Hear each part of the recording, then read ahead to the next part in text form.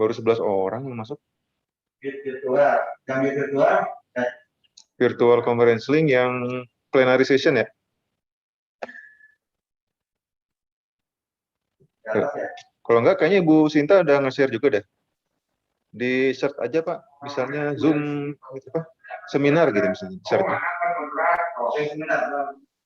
Saya coba ini deh, saya kirim ya, pakai WA ya.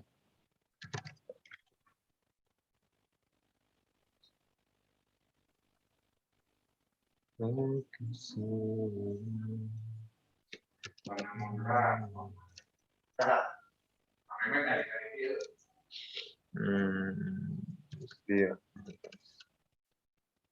Nomor ini deh.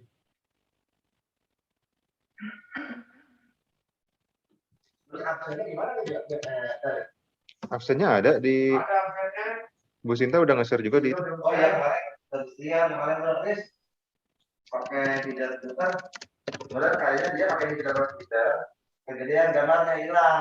Udah nggak usah lah, saya bilang. Tiba yang biasa aja, di telepon biasa. Google Form. Oh, ada ininya ya, ada kayak background-nya ya. Ya harus digambar lagi, masih digambar. Iya, ada gambar. Karena kalau kalian tarik.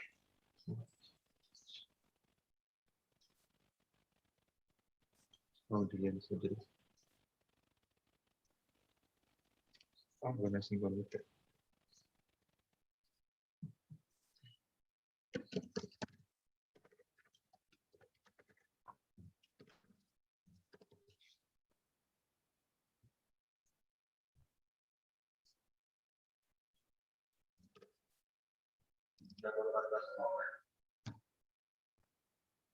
Kenapa gambarnya? Saya ada ya?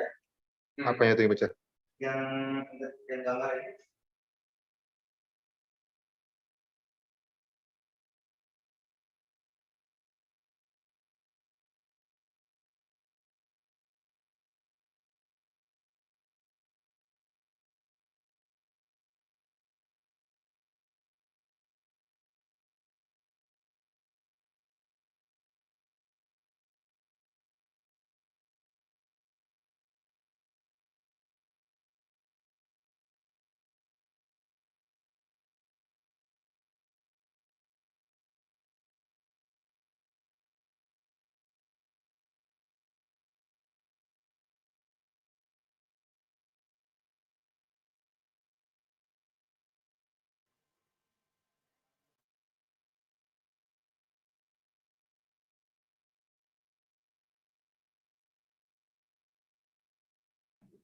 Nah,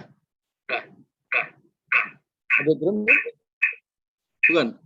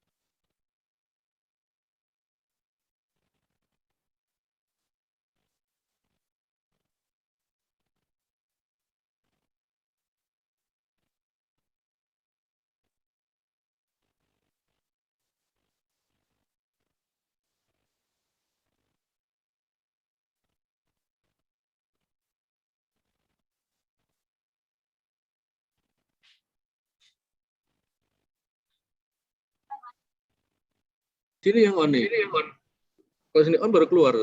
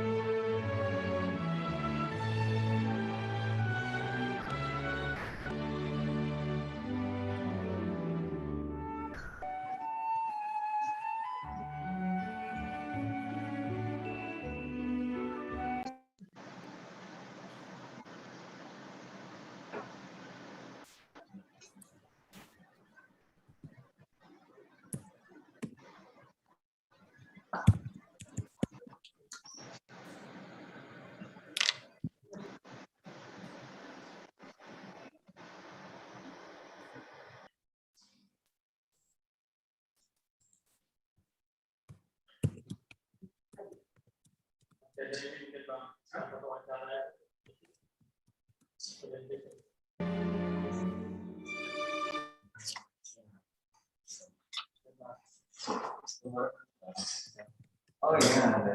Saya pakai ini.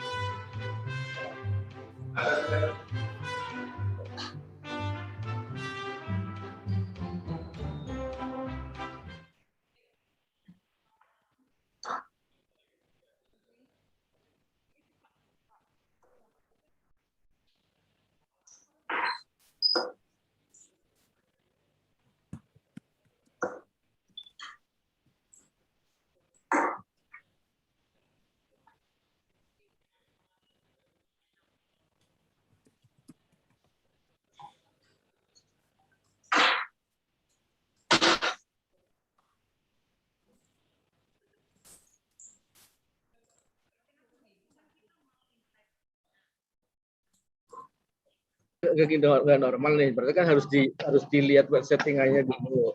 Ya kalau kemarin normal, sekarang nggak normal, terus dibiarkan ini sound off nih.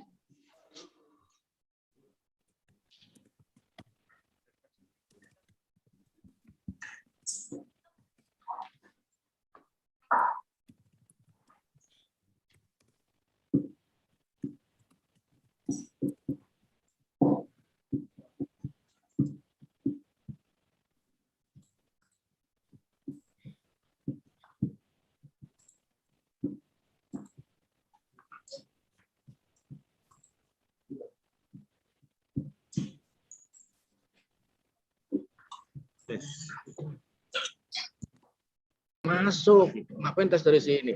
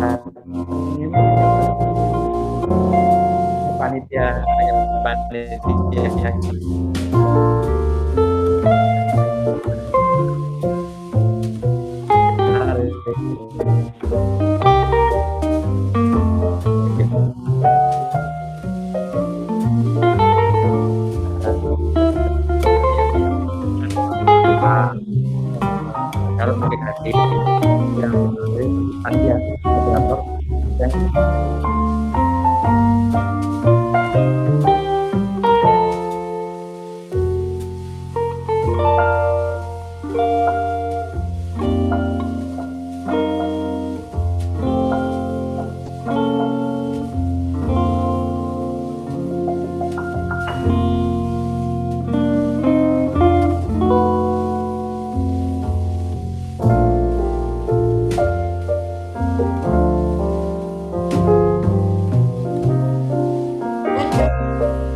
aku dia.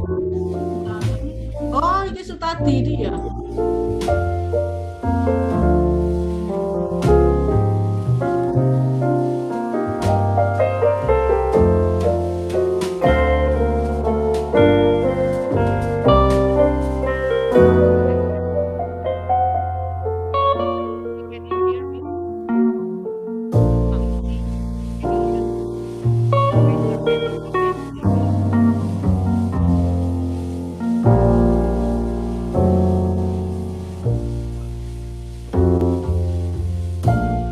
Suaranya belum masuk ya.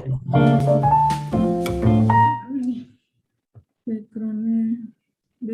Kalau musiknya udah oke, musiknya udah bagus. Musik udah bagus. Suaranya udah kedengeran, Pak? Pak Salim, Pak Muji? Iya. Sudah. Ini volume saya polin volume di HP ya, saya polin. Tapi masih kurang Pelan. kencang dikit. Sedikit. Iya, masih pelan. Coba lagi ya, Pak. Oke. Saya agak mundur lagi nih. Iya. Mas, aku masukkan flash disk nih nanti ya, Mas. Nah, itu malah suaranya Bu Sinta cakep banget tuh. Halo Mbak Yayu. Halo, Bu Sinta tadi dari mana suaranya itu? Itu bukan Bu Sinta, Pak. Oh, bukan? Bu Iya. Yayu? Oh, suaranya dari mana tadi itu? Bagus. Oke. Dari luar auditorium.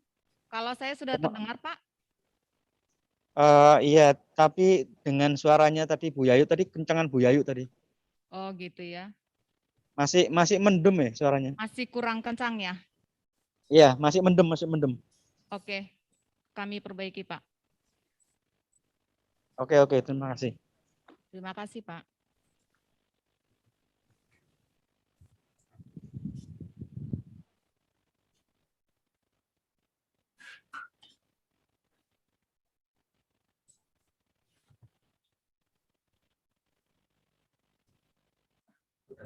Jadi mau kita iki wes aku sebenarnya. Cuman kok masih ini?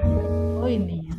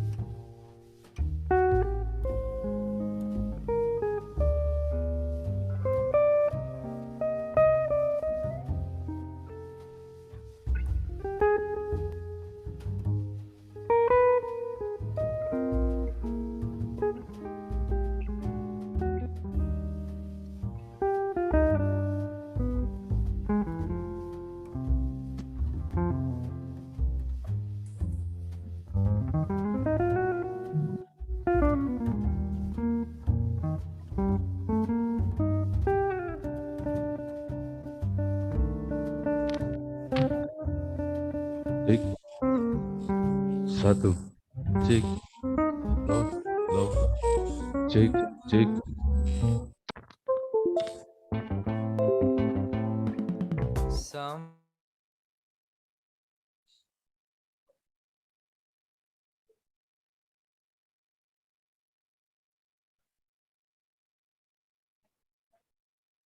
Lagi dibenerin.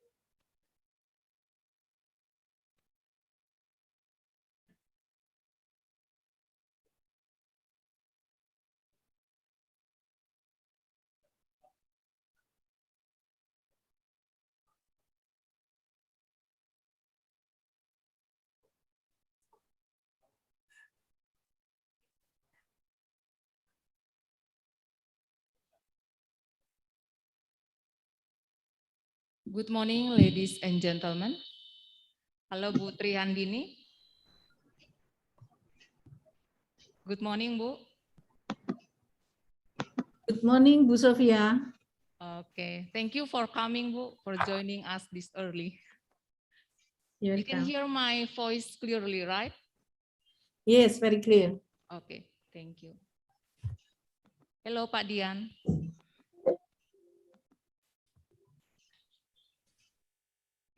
Okay, so we still have like 40 minutes to start our conference. So for all the audiences who already joined us, you can enjoy the jazz relaxed music.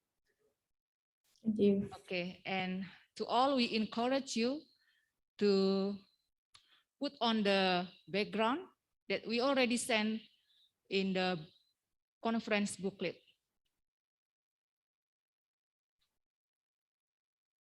Thank you very much. We will be back to you soon.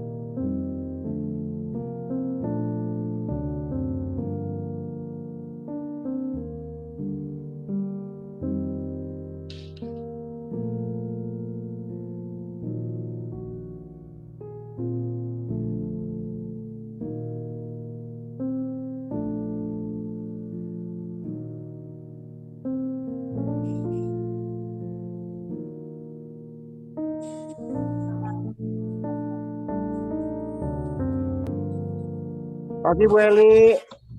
Ya, terima kasih atas waktunya Bapak Ibu. Acara akan kami mulai 5 menit lagi ya Bapak Ibu. Mohon bersabar.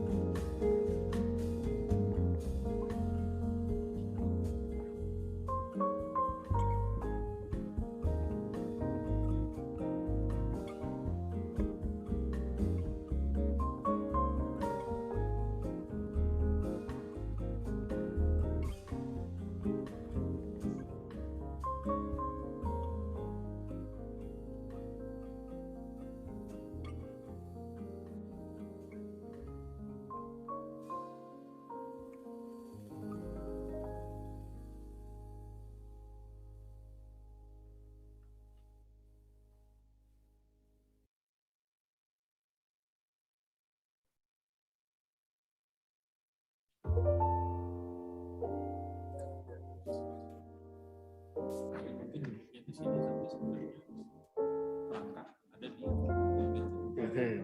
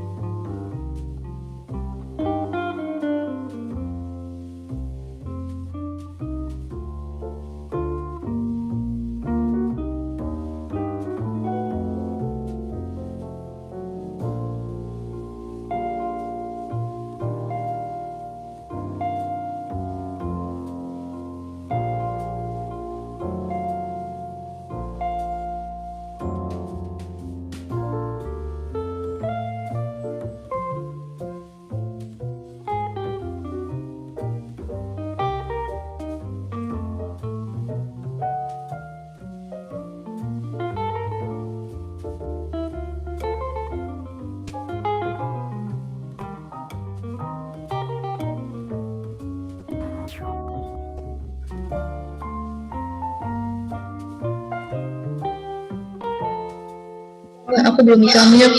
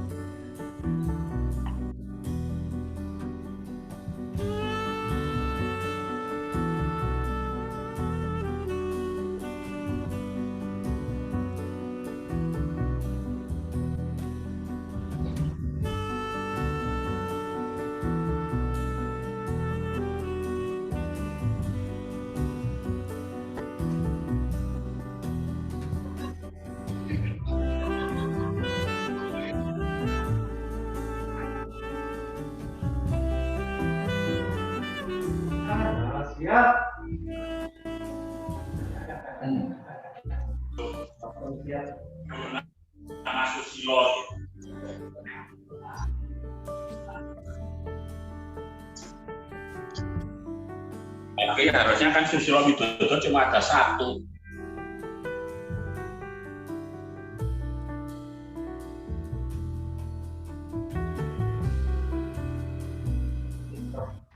Ambil S3, udah. Yang ambil ini pada ngambil semua ya. Sejak itu umur berapa Pak? Oh, sejak itu masih muda. Sulit masih muda.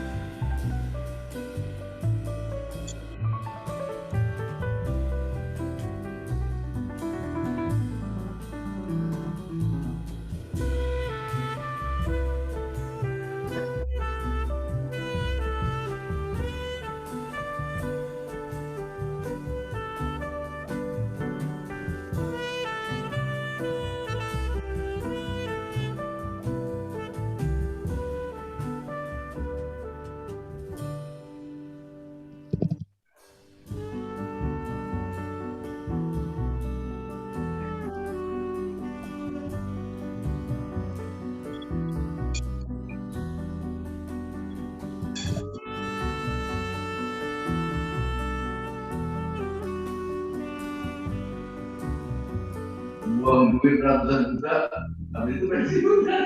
Iya.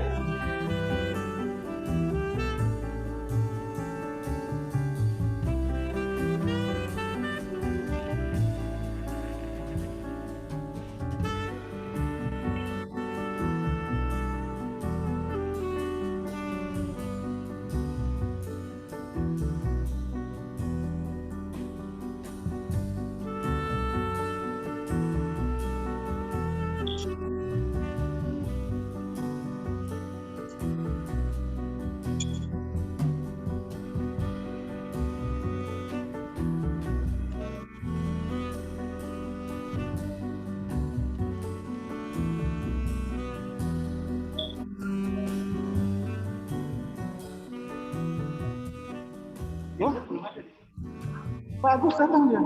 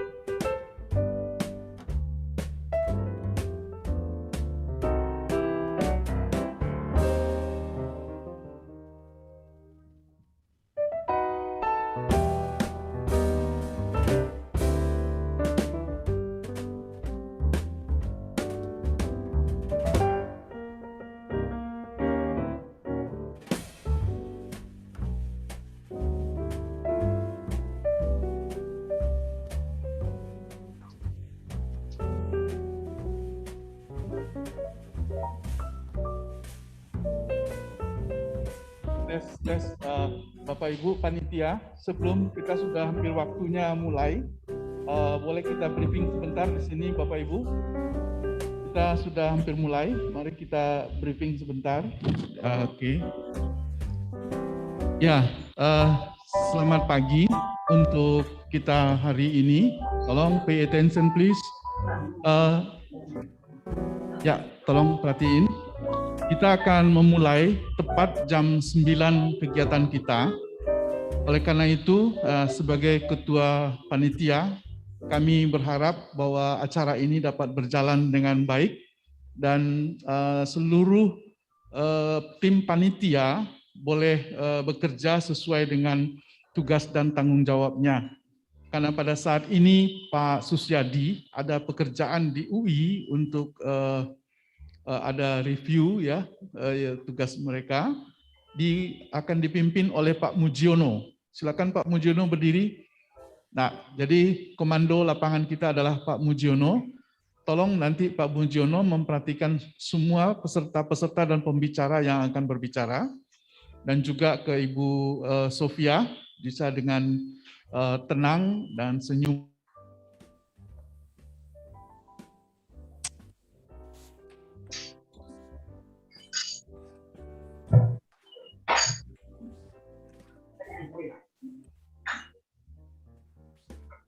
Karena ini pendek, jadi nggak kelihatan. Udah banyak.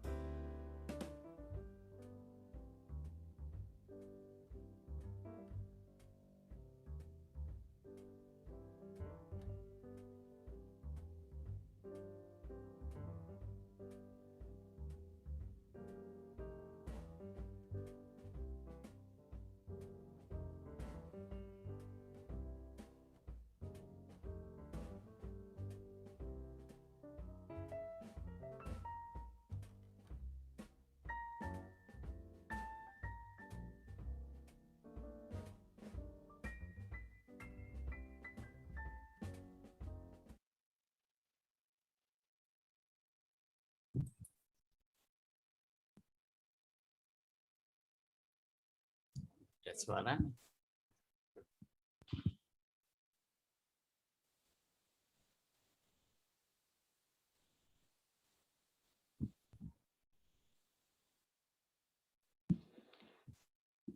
Yes. Yes. Thank you, Dr. Jupiter, for the briefing today. Ladies and gentlemen, we will start this conference in 5 minutes. Please, we encourage you to put on the virtual background if you don't use it yet.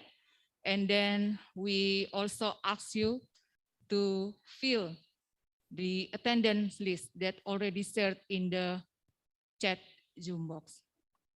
We will start in 5 minutes and we will come back soon. Thank you.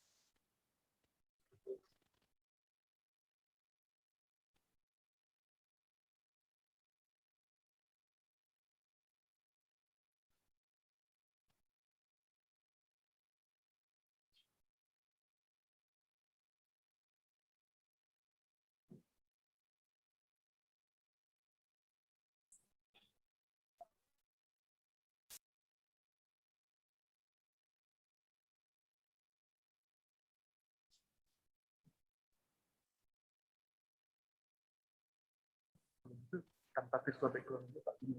Iya.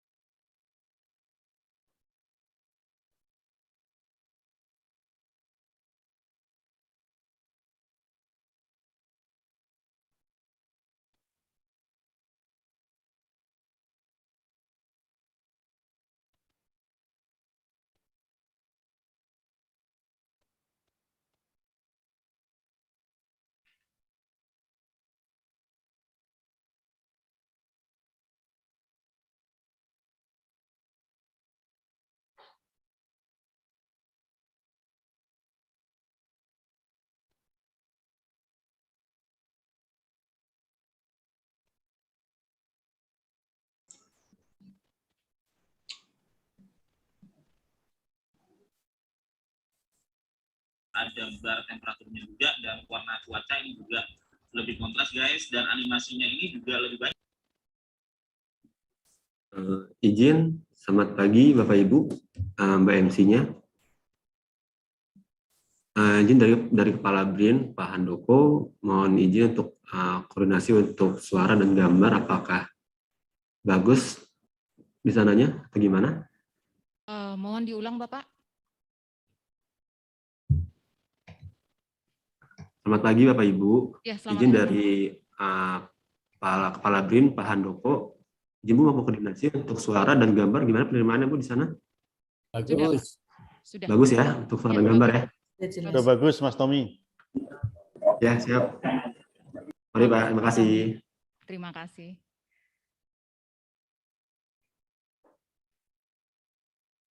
Ladies and gentlemen, the conference is about to commence in a few moments. First of all, let me introduce myself. I'm Sofia Butar-Butar. I'll be hosting today's event. Let me announce to you some important information.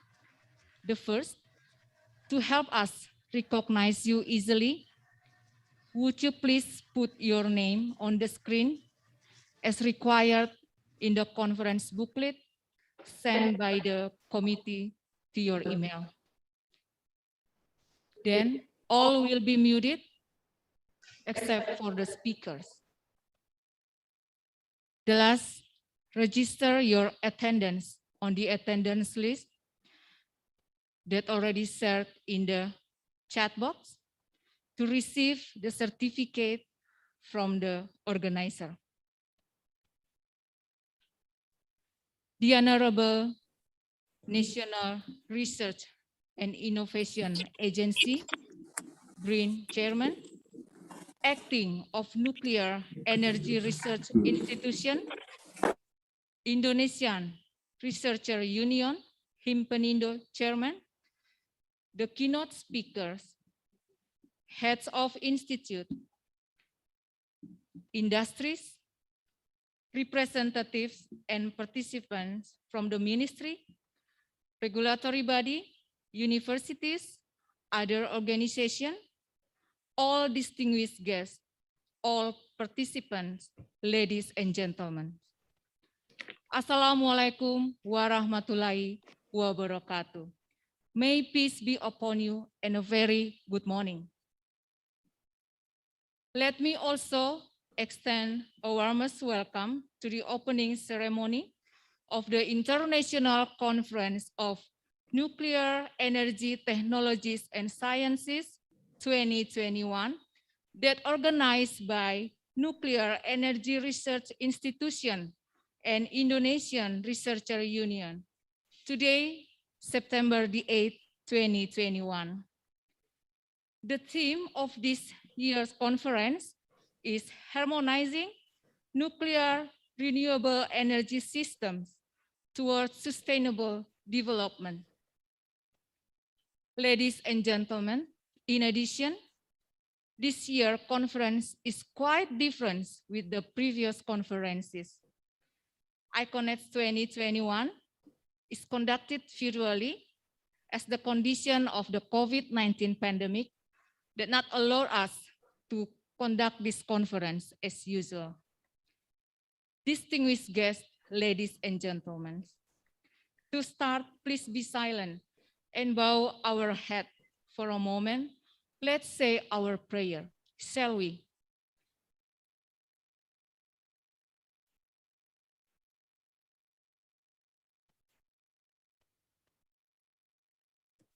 Amen. Ladies and gentlemen, national anthem, Indonesia Raya. Those in this room, please raise.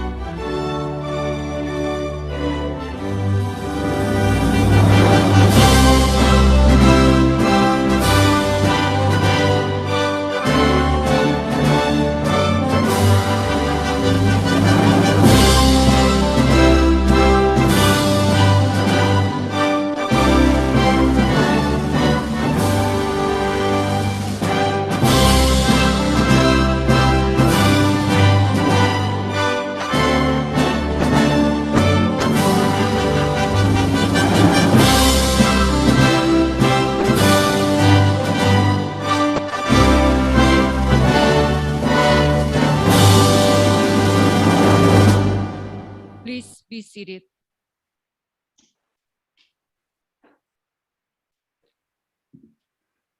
Distinguished ladies and gentlemen, we are now going to listen to the welcoming remarks by the conference chair. Please welcome Dr. Jupiter Sitorus Pane, MSc.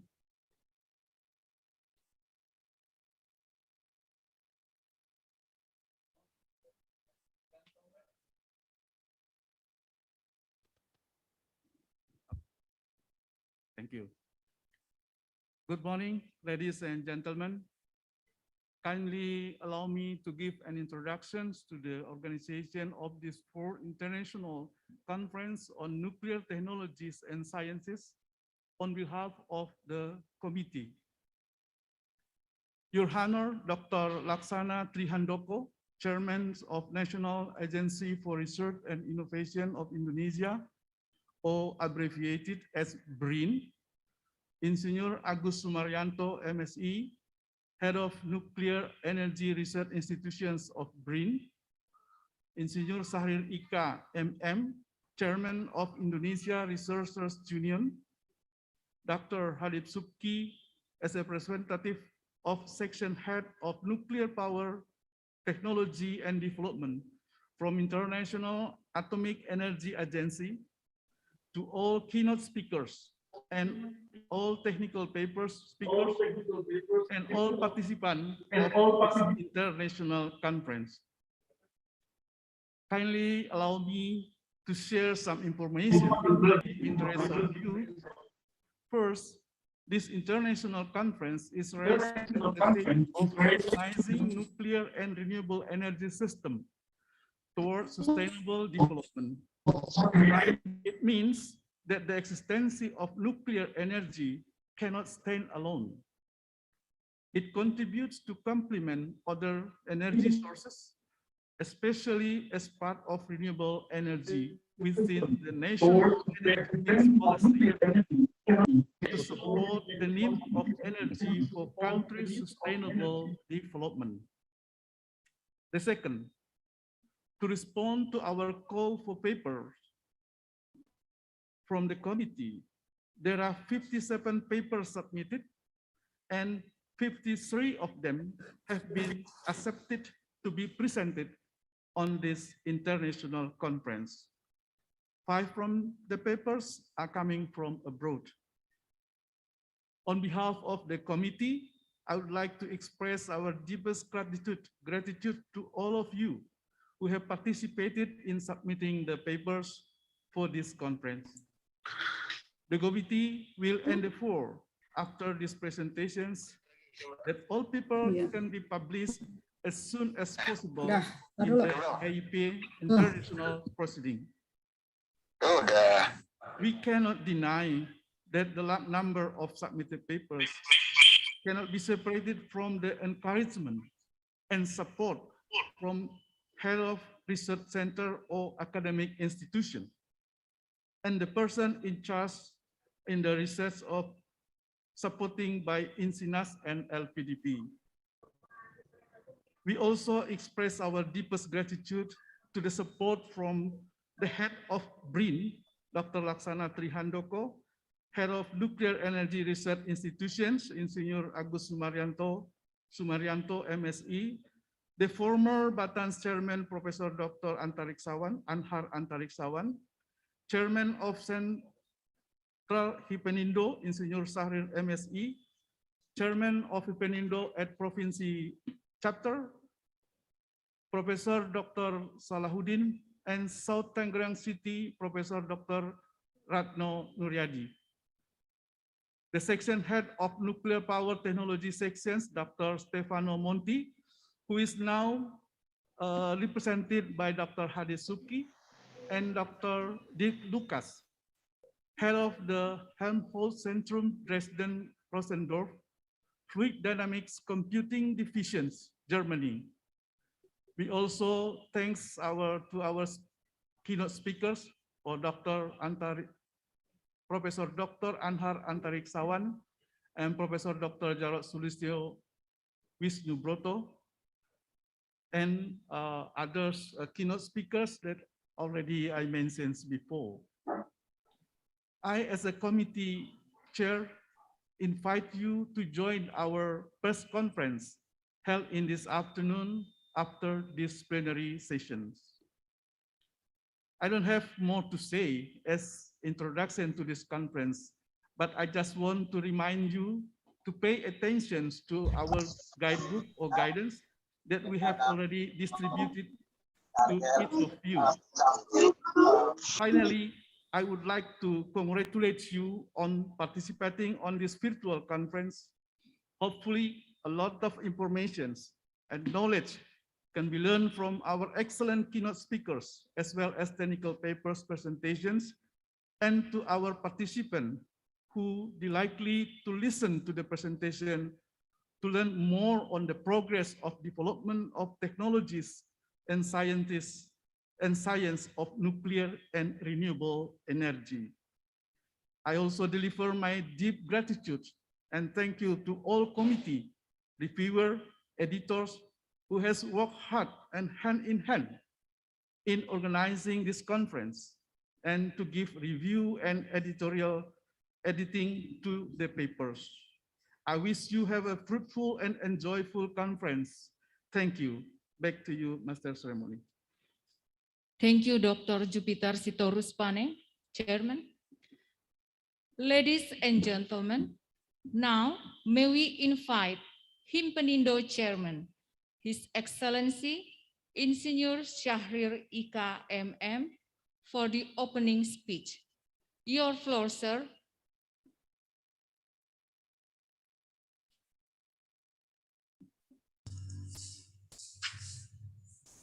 Bismillahirrahmanirrahim.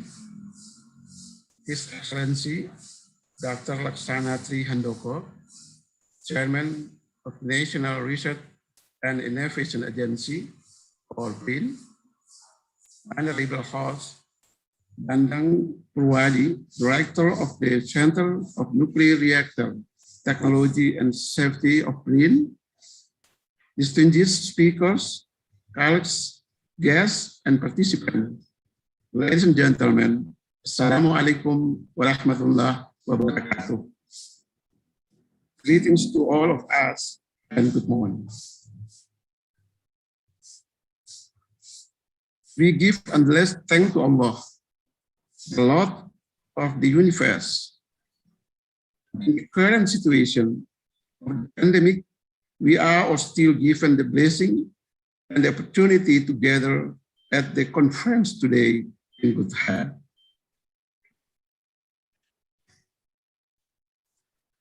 On behalf of the Indonesian Researcher Union, or Himpenindo, I would like to congratulate you on the ongoing international conference on nuclear energy technology and science, or ICONET. It is an honor for Himpenindo to collaborate with the Center for Nuclear Reactor Technology and Safety of BRIN to organize this conference. I express my deepest gratitude for this honor. The conference theme, Harmonizing Nuclear and Renewable Energy Systems towards Sustainable Development, is very important considering the challenges ahead regarding the need for clean energy. This kind of energy is needed to replace fossil fuel energy, which is increasingly being abandoned in many countries. Bisa tahu umurnya gitu ya. Nah, itu mungkin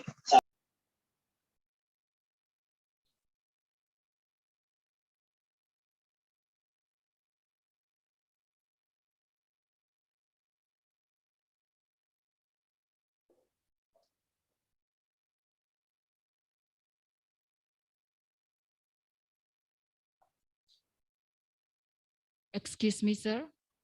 You are muted. Could you please turn on your mic? Very so. Thank you.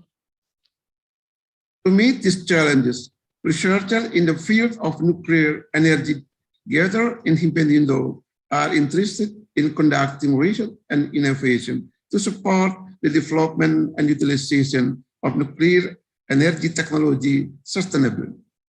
It is hoped that with the introduction of nuclear as clean energy in the national energy system, the need for electrical source for industry and all can be fulfilled.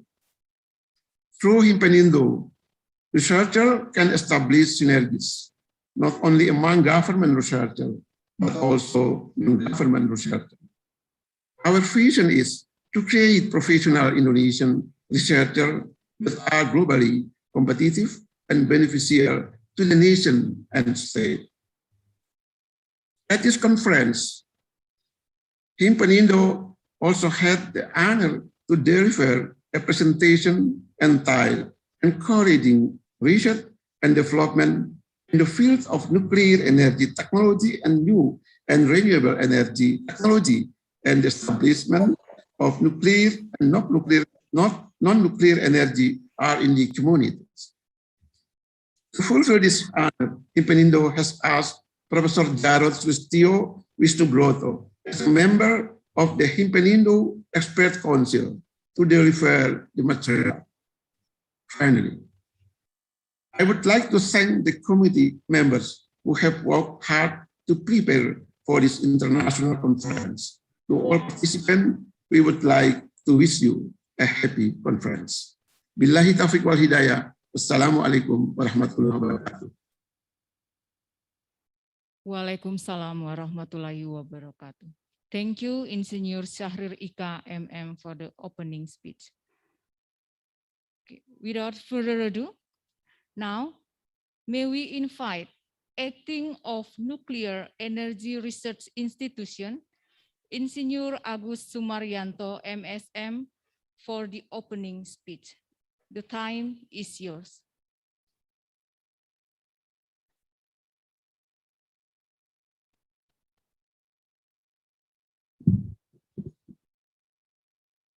Bismillahirrahmanirrahim. Assalamualaikum warahmatullahi wabarakatuh. Good morning, ladies and gentlemen. First, we would like to say thank you to God. Alhamdulillah Rabbil Alamin. Now we are healthy in this agenda in this moment. Your Excellency, Chairman of National Agency for Research and Innovation, BRIN, Indonesia, Dr. Laksana Tri Handoko, Chairman of Indonesia Research Union, Insinyur Syahrir Ika MM, Representative of Head of Nuclear Power Technology Section, IAEA, Dr. Hadid Suki, all keynote speakers, and all participants of this prestigious conference. It is my great pleasure to welcome you to the International Conference on Nuclear Energy Technology and Science virtual from Serpong Nuclear Facilities Area, Indonesia. Convening of this fourth International Conference on Nuclear Energy Technologies and Science, or as we know, we call it ICONETS, a biennial event held since 2015, aims to promote and communicate the latest research and development results of all aspects related to nuclear energy technology and science progress, covering all activities of fuel cycle, starting from mining, milling, enrichment, conversion, fabrication, utilization of reactor, waste management, and spent fuel and back to the recycle. The mastery of nuclear energy technologies and sciences is one of mandatory requirement for the nation to be able to support the development of nuclear power plants program in Indonesia when the government decide to go nuclear. As the country's leading research organization for nuclear energy and National Nuclear Energy Agency of Indonesia, Batan, now is named as Nuclear Energy Research Institution, plays a major role in the master of nuclear energy technologies and sciences, together with other R&D institutions and universities in Indonesia. Therefore, the scientific conference provides opportunities for researchers, professionals from universities, research institutions, professional associations, and industries related to nuclear technology and science, and their application to present results of latest studies, bright ideas, and so related to the development of nuclear energy technology and social culture aspect. Today's ICONETS 2021 is the fourth event held in collaboration with Himpamindo, or Indonesian Research Union, especially from Himpamindo South Tangerang City, and also Himpamindo Banten Province. After a series of previous international conferences from the third ICONETS in 2019 in partnership with University Andalas in Padang City, previously ICONETS 2017, which held in the second agenda in collaborating with Hasanuddin University in Makassar. And then also the first event, ICONETS in 2015, was held with cooperation with the Udayana University and in Denpasar, Bali. The result of this scientific meeting, which are held every 2 years, have been published in international recognized proceedings. Even though during the COVID-19 pandemic, the biennial agenda of this scientific meeting is still carrying out using a virtual meeting framework. Support from the International Nuclear Organization entities are essential, including from the International Nuclear Energy Agency, IAEA. The program committee has received 57 papers, like Dr. Jupiter said this morning. This has come from Indonesia, Japan, China, United Kingdom, and also from IAEA. From that papers, and 53 papers have been accepted to be presented, including publication in the American Institute of Physics proceeding and extended by Scopus. The papers' participations have already shown the enthusiasm of researchers and academic on the development of nuclear science and technology. I especially would like to thank to the head of the National Research and Innovation Agency Indonesia, Dr. Laksana Trihandoko, and also Chairman from Himbamindo, Engineer Sarir IKMM, for your unlimited support and this important event. Indeed, I would like to invite our head of National Research and Innovation Agency, BRIN, Dr. Laksana Trihandoko, to officially open this conference. I would like also thank you to our keynote speaker who will deliver your important presentation on current status of program development and technical aspect of nuclear science and technology, like Professor Dr. Anhar Riza Antariksawan as a research professor and previous chairman of Batan, Professor Dr.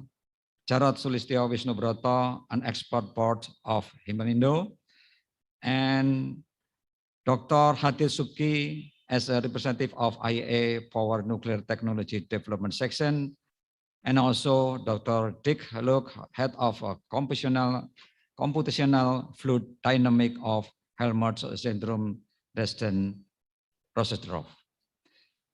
Before coming to a close this remark, I would like to remind the committee and especially your moderators during the session to strictly stick to the time schedule and in order to optimize the result of the presentation, discussion, and not to let any session of room. I sincerely hope of you enjoy today's conference and have successful conference. Thank you for your participation. Assalamualaikum warahmatullahi wabarakatuh. Waalaikumsalam warahmatullahi wabarakatuh. Thank you, Insinyur Agus Sumaryanto, MSM, for the opening speech. Coming up, we would also invite BRIN Chairman, Dr. Laksana Trihandoko, MSc, and at the end of which we would like to kindly request His Excellency to officially declare the International Conference of Nuclear Energy Technologies and Sciences 2021 open straight afterwards. Your floor, Chairman.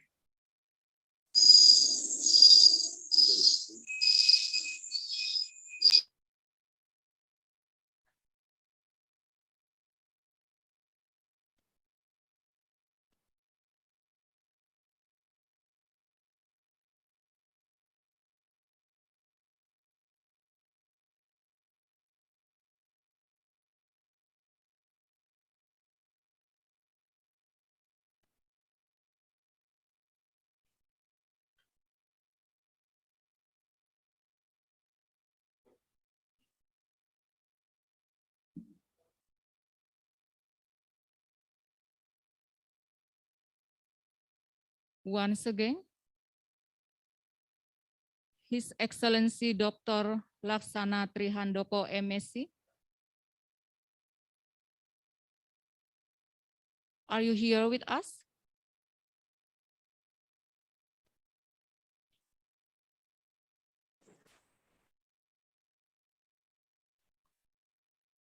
Okay. As a message we received before that His Excellency will join us at 9:30. So to all of you, please be patient.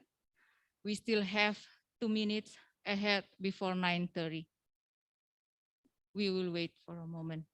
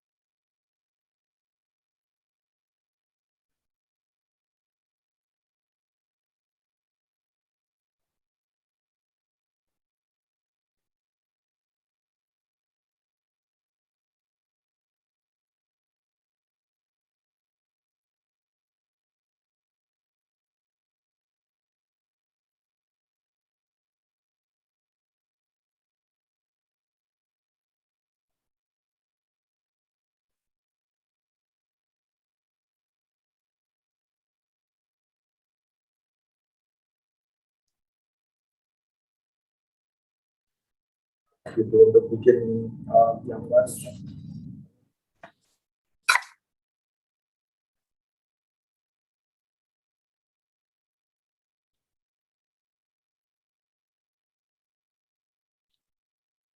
Okay, we'll repeat one more time.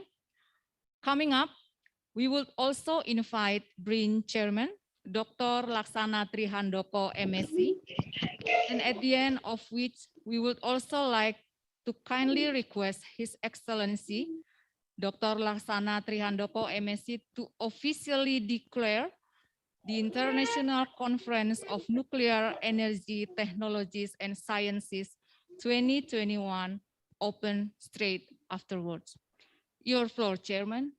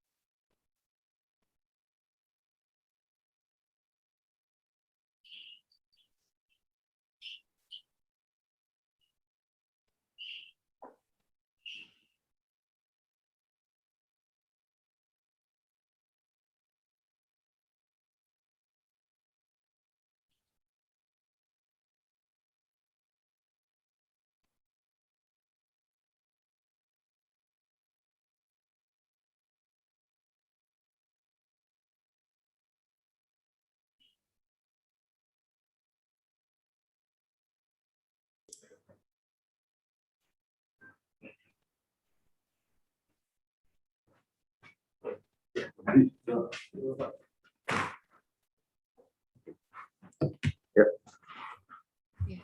Your floor, sir, please.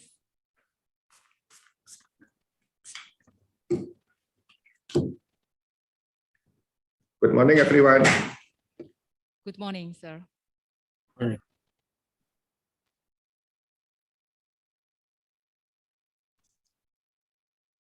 Okay, may we repeat one more time? Coming up, We would also invite BRIN Chairman, Dr. Laksana Trihandoko, MSc. And at the end, we would also to kindly request His Excellency to officially declare the International Conference of Nuclear Energy Technologies and Sciences 2021 open straightforward. Your floor, Chairman.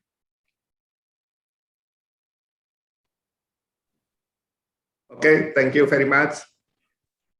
Good morning, ladies and gentlemen. Assalamualaikum warahmatullahi wabarakatuh. Selamat pagi, salam sehat, salam sejahtera untuk kita semua. Salam, Om Swastiastu, Namo Buddhaya, salam kebajikan. Honorable, the head of a research organization of nuclear power, Pak Agus, and distinguished speakers, invited speakers, and all participants. It is a great honor for me to have an opportunity to deliver a talk in this great conference. It is a great pleasure actually for me also to join this conference with the respected colleague from nuclear community from Indonesia and also abroad.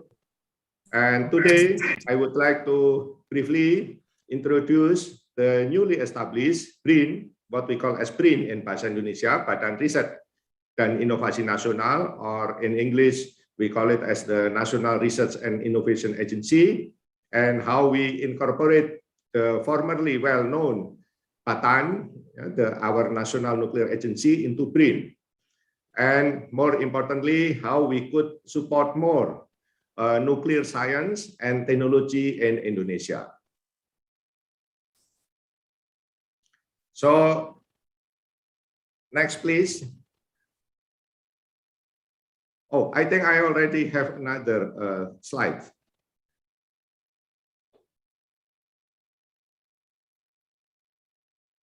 Ada slide yang baru sepertinya.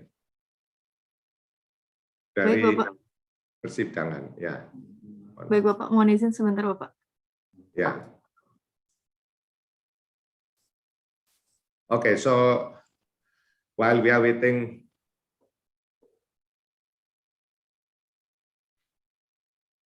the organizer displaying my slide, I would like to continue. Yeah.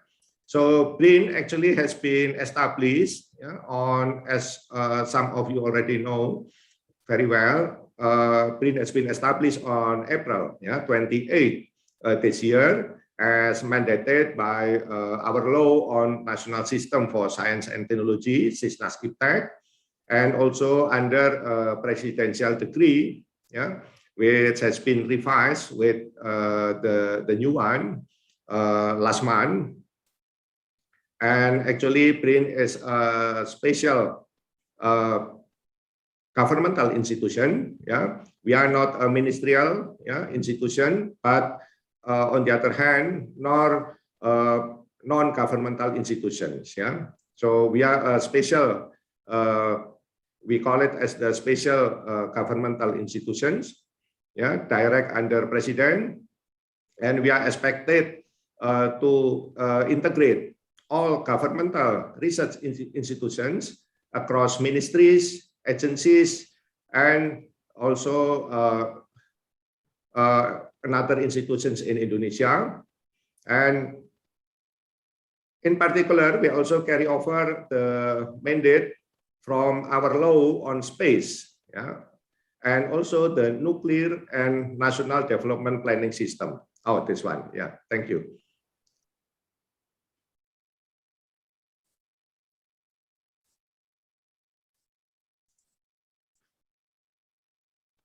So our mandate actually is to overcome, significantly, low critical mass of research resources in Indonesia. This is very important to not only to improve research capacity and competencies, in particular in terms of research infrastructure, but also to attract the young talents on research to join and to contribute in any research activities in Indonesia. Because this is quite important for us to attract our young talent, from younger generation to be our future researchers. And also to support global engagement and collaboration. So this might be your great interest during this conference, to speed up knowledge and skill transfer through research collaborations. And I will elaborate more on this item later on soon, and also to enable the Indonesian government as the facilitator or as the enabler for local business players to conduct R&D based product development, without any high investment, and also in order to avoid high risk for our business players. Next, please, lanjut. So, yeah, of course, BRIN is a new agency, but we keep following the National Research Roadmap, 2017 to 2045, and we also following the National Research Priority 2020 to 2024 with 3 directions and 7 targets assigned to BRIN and me as the chairman of BRIN right now. So in particular, I would like to emphasize on the second direction, where we are expected to create an open and collaborative research ecosystem in Indonesia, which meets the global standard. This is very important to make our research infrastructure to meet the global standard, because research itself is always about the global, and also global competition and global collaboration at the same time. So this is in particular is very relevant for nuclear science and technology, I believe, which is a highly regulated field, and should meet the global standard, of course. So lanjut, next please. So concerning the regulatory incentive, and driving regulations in regard to research and innovation, actually Indonesia has issued so many regulations, until last year at least, as the driving force for improving research and innovation ecosystem in Indonesia. We already have the regulation allowing incentive for inventors. We have a special incentive for business players to get what we call as the super tax deduction up to 300%. We also have revised our procurement regulation, and so on and so on. So, but however, you should realize that all of the incentive shown here are applicable only when they have conducted research and activities and got the results. So you cannot, get the incentive before that. So there is no incentive actually.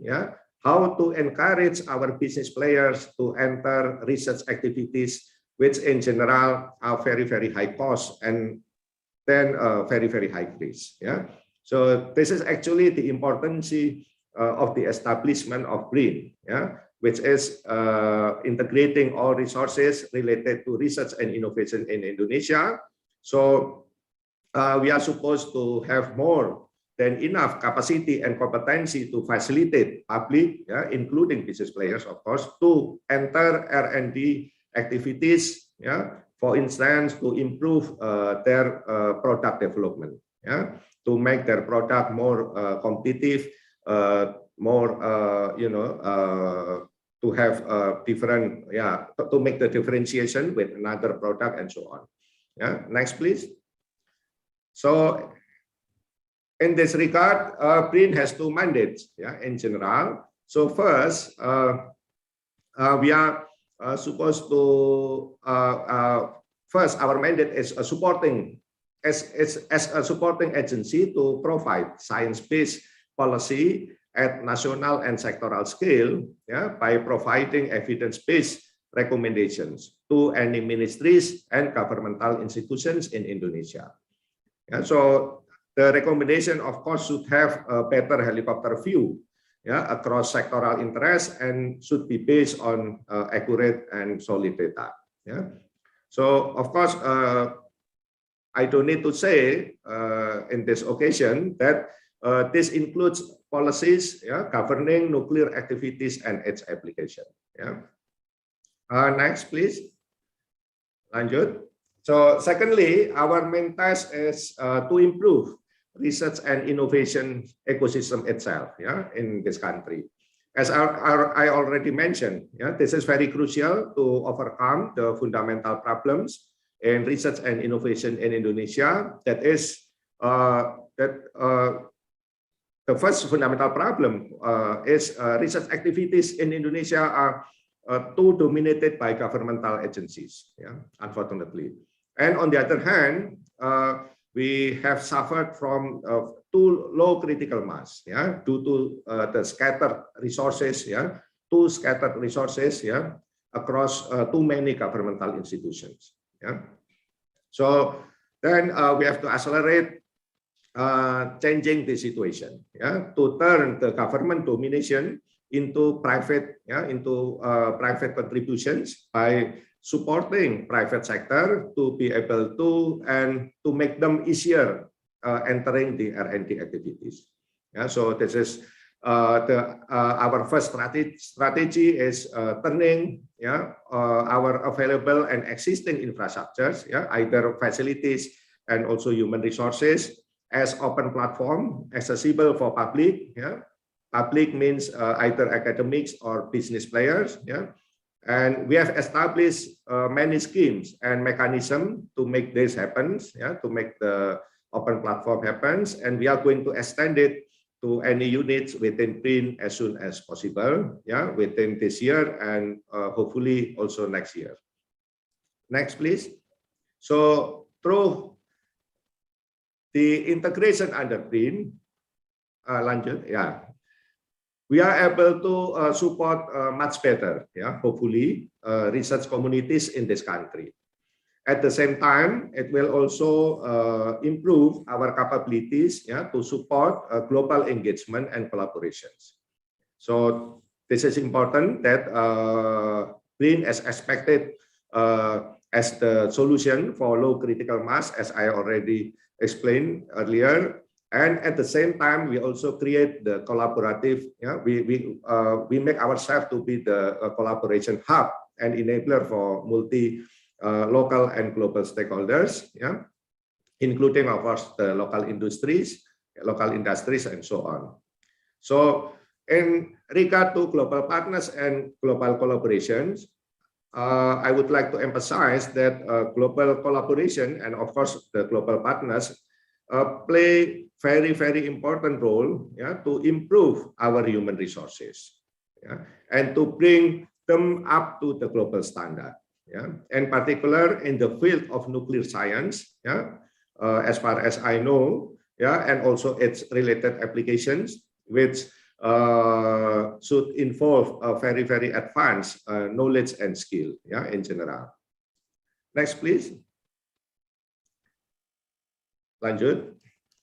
In regard to global engagements and collaboration, researcher mobility is also one of the most important component, I believe. So we have also established several schemes to support researcher mobility program that will be open for everyone. Not only, I would like to emphasize that all of the schemes will be open not only for Indonesian citizens, but also for foreigners, our global partners. So the schemes are applicable, not starting from undergraduate students up to early career researchers and also well-experienced professors. So I would like to welcome all of you to apply for our scheme as soon as we open it for public, hopefully within this year. Next, please. So, lanjut. I think this is my last slide. So as I already mentioned earlier, so in regard to nuclear science and technology, open platform is even more important, since because it involves advanced and in some sense very costly infrastructures, yeah, which are not affordable for most research institutions, yeah, in particular in Indonesia, and of course business players. So then taking this opportunity, yeah, so rather than talking about the global national policy about the nuclear itself, I prefer to introduce our real plan to revitalize and improve significantly the infrastructure, the facilities, and ecosystem related to nuclear science and technology in this country. So I know very well that this kind of facility is meaningless if used only by our researchers within BRIN, yeah, or even used only by local researchers across Indonesia. Yeah.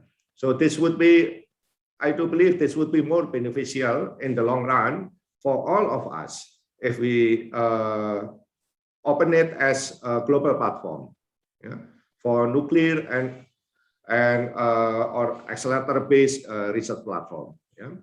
So far I have identified, yeah. So this is very first sight of mine that I have identified several issues, yeah, related to the revitalization of our existing reactor facilities in Indonesia. As you might know, that we have 3 reactors in Puspitek Serpong, in Bandung, and also in Yogyakarta. Yeah. So taking this opportunity, I would like to invite all colleagues, yeah, in this conference to join us in detailing this plan. Yeah. Because we are going to make a call for interest to gather potential users and your preferences, of course, yeah, the user preferences, and to help us to design the next coming facilities which meet user needs. Yeah. So this will improve the utilization, yeah, of the facilities. Yeah, this is very important, and I pay a lot of concern on the utilization of the facilities, and it will also make all facilities as educational platform for young talents, yeah, based on the collaborative research together with global communities in the field. Yeah. So more importantly, in this occasion, yeah, I would like to emphasize that I commit to support nuclear science and technology in Indonesia, but we should do it correctly, yeah, and in proper way, yeah, following the global standard and best practices. So again, yeah, this kind of facilities should be made open for everyone, either local or global users. So in the phase of designing the plan, we have to involve as many as possible potential global users to identify their needs and to invite them to join in this project since the beginning. Yeah, so this is a challenge for nuclear community, yeah, in particular in Indonesia, yeah, some of my colleagues in Indonesia, to start thinking more seriously, yeah, what we are going to do with nuclear science and technology in this country, yeah, for in the future. Yeah, so I will support it as long as you could provide well justified and proven proposal. Yeah, so this is very important. Yeah, as I already list in this presentation. Yeah, for example, for the Siwabesi reactor. Yeah, I think it is important to conduct a revitalization. Yeah, either we are going to upgrade it or extend the lifetime of the reactor itself. Yeah, because it already 30 years old, as I remember. Yeah, and then what we are going to do, yeah, for the next phase in the reactor complex, reactor area, I mean, in the Puspitek, whether we are going to construct, for example, the new accelerator-based facilities, yeah, concerning the medical application, and we are going to construct the new GMP facilities for radiopharmaceutical development, and so on and so on. Yeah, and in particular, I would like to emphasize also, yeah, and I would like to kindly ask your favor, yeah, to discuss together how we, decommission the 3K reactor in Bandung, yeah, whether it should be dismantled or it should be converted into another facilities, for example, yeah, and also it is, yeah, there is a high potential of a 3K reactor to be as the global platform, for example, for the decommissioning study, yeah, because as far as I understand, decommissioning is one of the challenging field, yeah, in nuclear science, yeah, and of course, in order to do it properly, yeah, we have to ask, for instance, the IAEA to conduct the assessment, yeah, and to provide, the options, yeah, good options, which we have to make the decision, yeah, as soon as possible before the end of the lifetime of 3K reactors, maybe as far as I remember, 2000 and to 2027, yeah, if I'm not wrong, yeah, and also how about the Bandung area, yeah, I mean the reactor area in Bandung, yeah, the revitalizations of the reactor area in Bandung, and what is the next focus of the research excellency if we are going to continue using the area,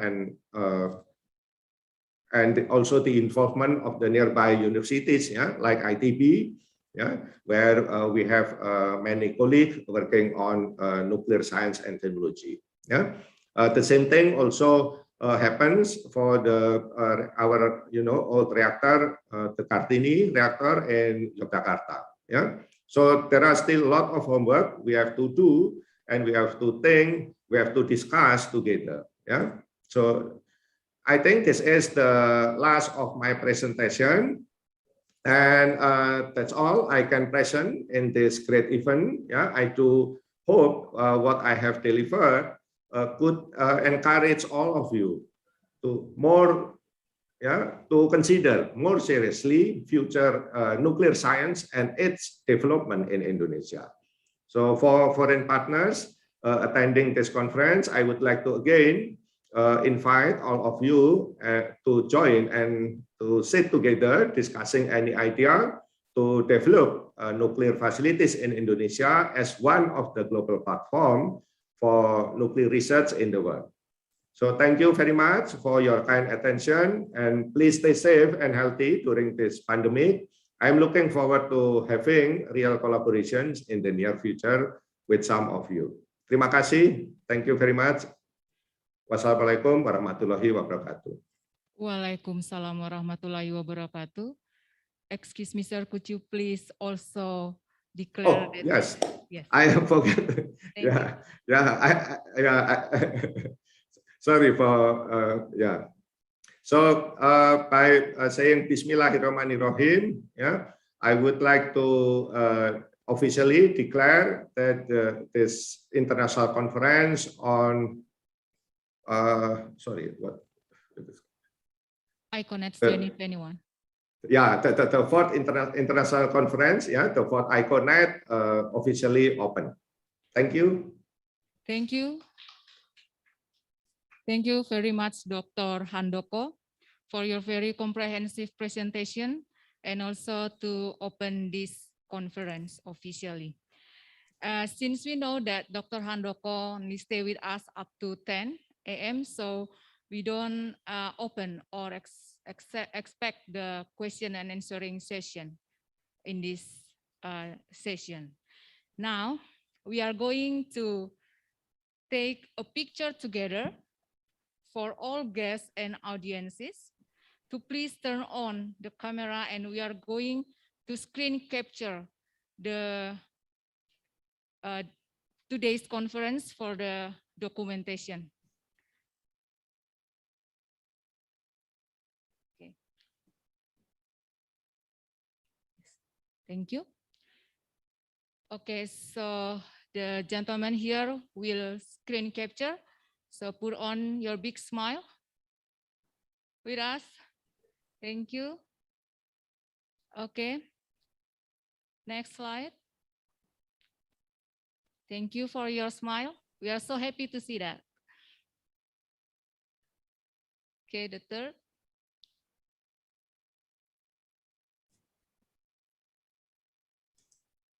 The fourth.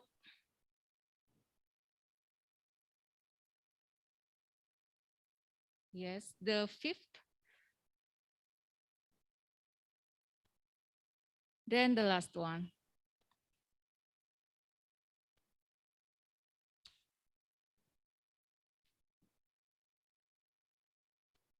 Thank you very much. Ladies and gentlemen, this is the end of the opening ceremony of the International Conference of Nuclear Energy Technologies and Sciences 2021. We are now proceeding to the next item of today's agenda, keynote presentation. The keynote speech is delivered by Professor Dr. Anhar Riza Antariksawan, Research Professor of BRIN, Professor Dr. Jarod Sulistyo Wisnubroto, Expert Board of Himpenindo Indonesia, Dr. M. Hadid Subki, Technical Lead, SMR Technology Development IAEA, Dr. Dirk Lucas, Head of Helmholtz Zentrum Dresden-Rossendorf, Fluid Dynamics Computing Division, Germany. What will they sharing with us today? Let's find out later on. And sharing the session with us is Mr. Dr. Saiful Bahri. Dr. Saiful Bahri, would you please take the floor, moderator? Okay, thank you. Now the session, I give it to you, please.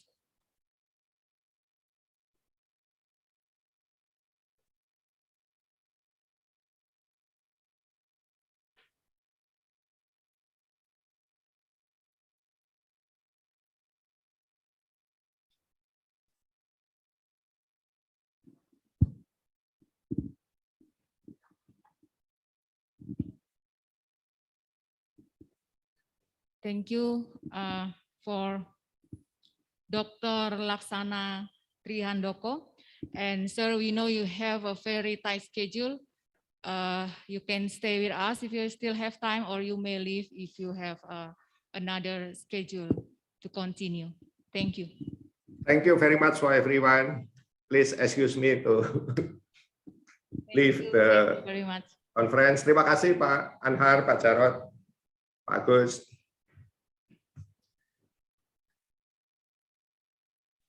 Sama-sama Pak Andoko, terima kasih juga.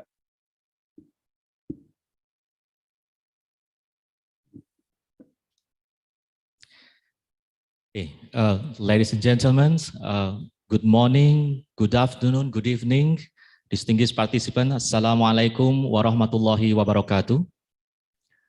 His Excellency Dr. Laksana Trihandoko, Chairman of National for Research and Innovation Agency or BRIN, distinguished acting of head Nuclear Energy Research Institution or organizations, National Agency for Research and Innovation or BRIN, Insinyur Agus Sumaryanto, MSM, distinguished technical lead, SMR Technology Development, Dr. M. Hadid Subki, Chairman of Indonesian Research Union or Himpenindo, Insinyur Syahrir IKMM, and distinguished keynote speakers. First, research professor of BRIN is also a former of chairman of Batan from 2019 until 2021, Professor Dr. Anhar Riza Antariksawan, and distinguished the expert board of Himpenindo as well as the former of chairman Batan 2012 until 2018, Professor Dr. Jarod Sulistyo Wisnubroto. Keynote speakers, head of Helmholtz Zentrum Dresden-Rossendorf, the Fluid Dynamic Computing Division, Germany, Dr. Dirk Lucas, and the representative participants from ministries, nuclear agency, regulatory body, industries, university, and other institutions. Again, I would like to welcome all of you to the keynote plenary speech session of the 4th International Conference on Nuclear Energy Technology and Sciences, or ICONET 2021, 8th of September 2021. Under the theme, Harmonizing Nuclear Renewable Energy System toward the Sustainable Development. Ladies and gentlemen, my name is Syaiful Bahri, and it is my pleasure to be a moderator today for this conference. And again, I would like to acknowledge that this conference is hosted by National Agency for Research and Innovation, or BRIN, and Indonesian Researchers Union, or Himpenindo South Tangerang City, and Himpenindo Banten Province. And we've heard this morning that this conference was attended by participants from Indonesia, Japan, China, United Kingdom, and the IAEA, or International Atomic Energy Agency representative. Give a big applause, ladies and gentlemen, for all of us. Okay, morning. We have two agenda today. The first is plenary presentation and a plenary discussion. And we have 4 keynote speakers today. The first is Professor Dr. Anhar Riza Antariksawan. He's the research professor of BRIN, and Professor Jarod Sulistyo Wisnubroto, the expert board of Himpenindo, and Dr. Hadid Subki from IAEA, and Dr. Dick Lucas from Helmholtz Zentrum Dresden, Rosenhof, Germany. Again, please remember that after the presentations, we will continue with the question and answer. So I will strongly encourage all of the participants here to write down the question on the chat box. And I will try to read the question, and after that, the speakers will answer the questions. Okay, ladies and gentlemen, let's move on to the first keynote speaker today. The first keynote speaker today is Professor Dr. Anhar Riza Antariksawan from Indonesia. Let me briefly read his curriculum vitae.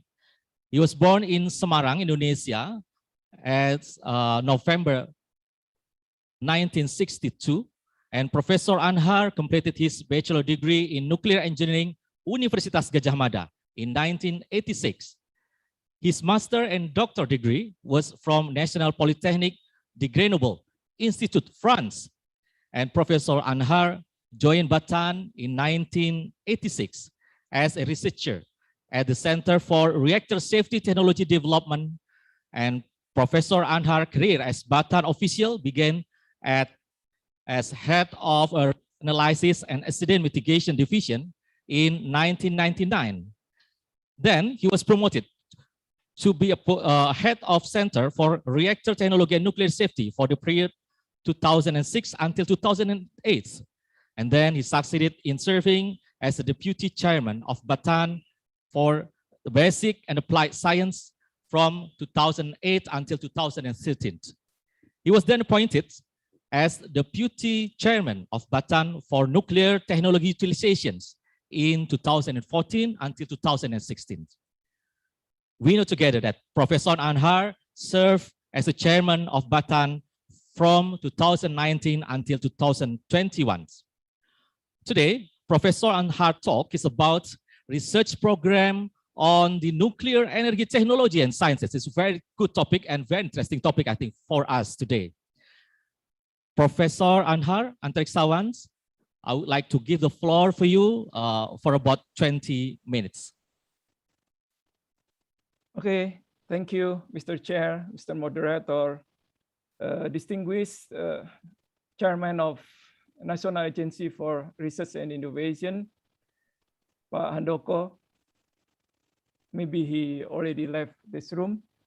And also all attendees, all speakers, all participants of this international conference that I could not say the name one by one. Good day for all of you. And well, first of all, I would like to thanks to the organizer, to the organizing committee to invite me as one of speaker in the plenary session. It is indeed a very, very great honor for me because, well, I'm not sure that I'm really expert, but okay. And also I'm very happy to join with you all here this morning to talk about the nuclear science and technology, the area that has very great importance for our daily life, for our nation, in fact. Yeah. Yes.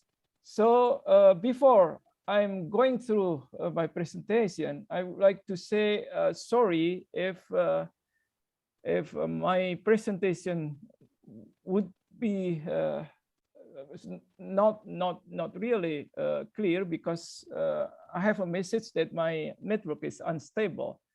So if something happened in my middle of my talk, so I'm very sorry. Then I have 20 minutes, as I said by Mr. Moderator. So I will make use this time. I will start. So could I share my screen, Mr. Chair?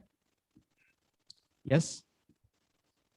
Please give me an access because the host Would you disabled. please give an access for IT services? Give an access for Professor Anna for sharing the screen. Yeah. Okay. While waiting for the access, I would say that my presentation will cover two parts. Yeah. In the first, I would talk about the nuclear energy role in our national energy policy. And then I'm going to talk a little bit about what the research and innovation that need to be done by us, especially here in Indonesia, to anticipate the deployment of nuclear energy in Indonesia. Professor, you now have an access for sharing screen. Okay, thank you. So wait a minute. Okay. Yeah, could you see my screen now? Yes, but still in the PowerPoint mode. So would you please in the slide mode? Yeah, Perhaps, yeah. Professor? I try to, but wait a minute. Still, I have. Okay. Phew. Okay.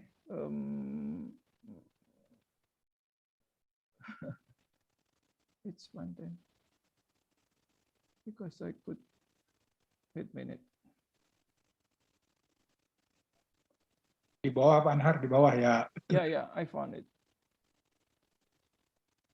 Okay, I think it is okay right now, right? Okay, good. Thank you, Professor. Now it's okay. Sorry. Okay. Yeah, so the title of my presentation is, as requested by the organizer, is Research Program on the Nuclear Energy Technology and Sciences in Indonesia. And as I said just before, that I will start with the role of nuclear energy in the nuclear energy policy. Okay, again, I have a problem, so I could not change my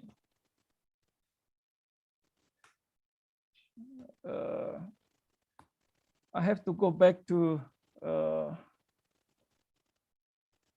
yeah, sorry. So okay. Yeah, finally I succeeded. So this slide I have already presented several times, so maybe some of you have already known well about the national energy policy that is enacted in the Government Regulation 79/2014 about the contribution of primary energy sources, which are dominated by coal, oil, gas, and new and renewable energy. So as you could see in this slide, that in 2025, it is expected that coal contribute to 30% of our primary energy, and then oil 25%, and gas 22%, and new and renewable energy is about 23%. In 2050, the contribution still dominated by in 2050, it is expected that new and renewable energy could grow, could increase up to 31%. And then coal, gas, approximately the same. Coal is 25%, and gas is about 20% and 24%, and oil diminished to 20%. So the target of our government in the nuclear energy mix is to increase the new and renewable energy. And I would like just to remind you, based on our energy law number 30, 2007, that nuclear is part of the new energy sources, beside of hydrogen, coal-bed methane, liquefied coal, and gasified coal. Yeah. So when we talk about new and renewable energy, so we have to talk about nuclear, of course. Yeah. And what about the electricity generation capacity forecast? So in 2050, hopefully at the time, our country is becoming the 5th biggest economic country in the world. At the time, the contribution of fossil fuel is still dominant. It's about 62.2%, but the contribution of new and renewable energy increased to 37.8%. And it is hopefully that with this kind of the proportion of the energy, our CO2 emission will decrease compared if we don't use the new and renewable energy. Yeah. So this is what the electricity generation capacity forecast. And how about the, sorry, I need some time to change the slide. Yeah. So please forgive me. Yeah, I don't know why.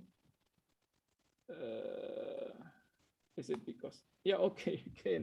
So this slide shows you the contribution of each of the most important renewable energies. In fact, it's new and renewable energy. As you can see here in this table, that until 2050, the contribution of new and renewable energy in the electricity generation is about 167 gigawatt. Yeah, so this is a huge number, of course. Yeah, but it's still only 32% about that. Yeah. And among the new and renewable energy, the 5 most important sources are geothermal, hydro, bioenergy, solar, wind, and other new and renewable energy. It is not clear yet what is the other new and renewable energy. Yeah.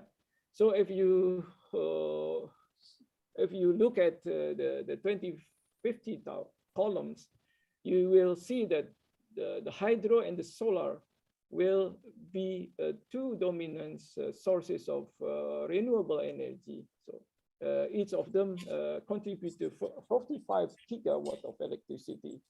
Yeah, and yeah, you could see that no nuclear there. Yeah, nuclear is not explicitly mentioned in this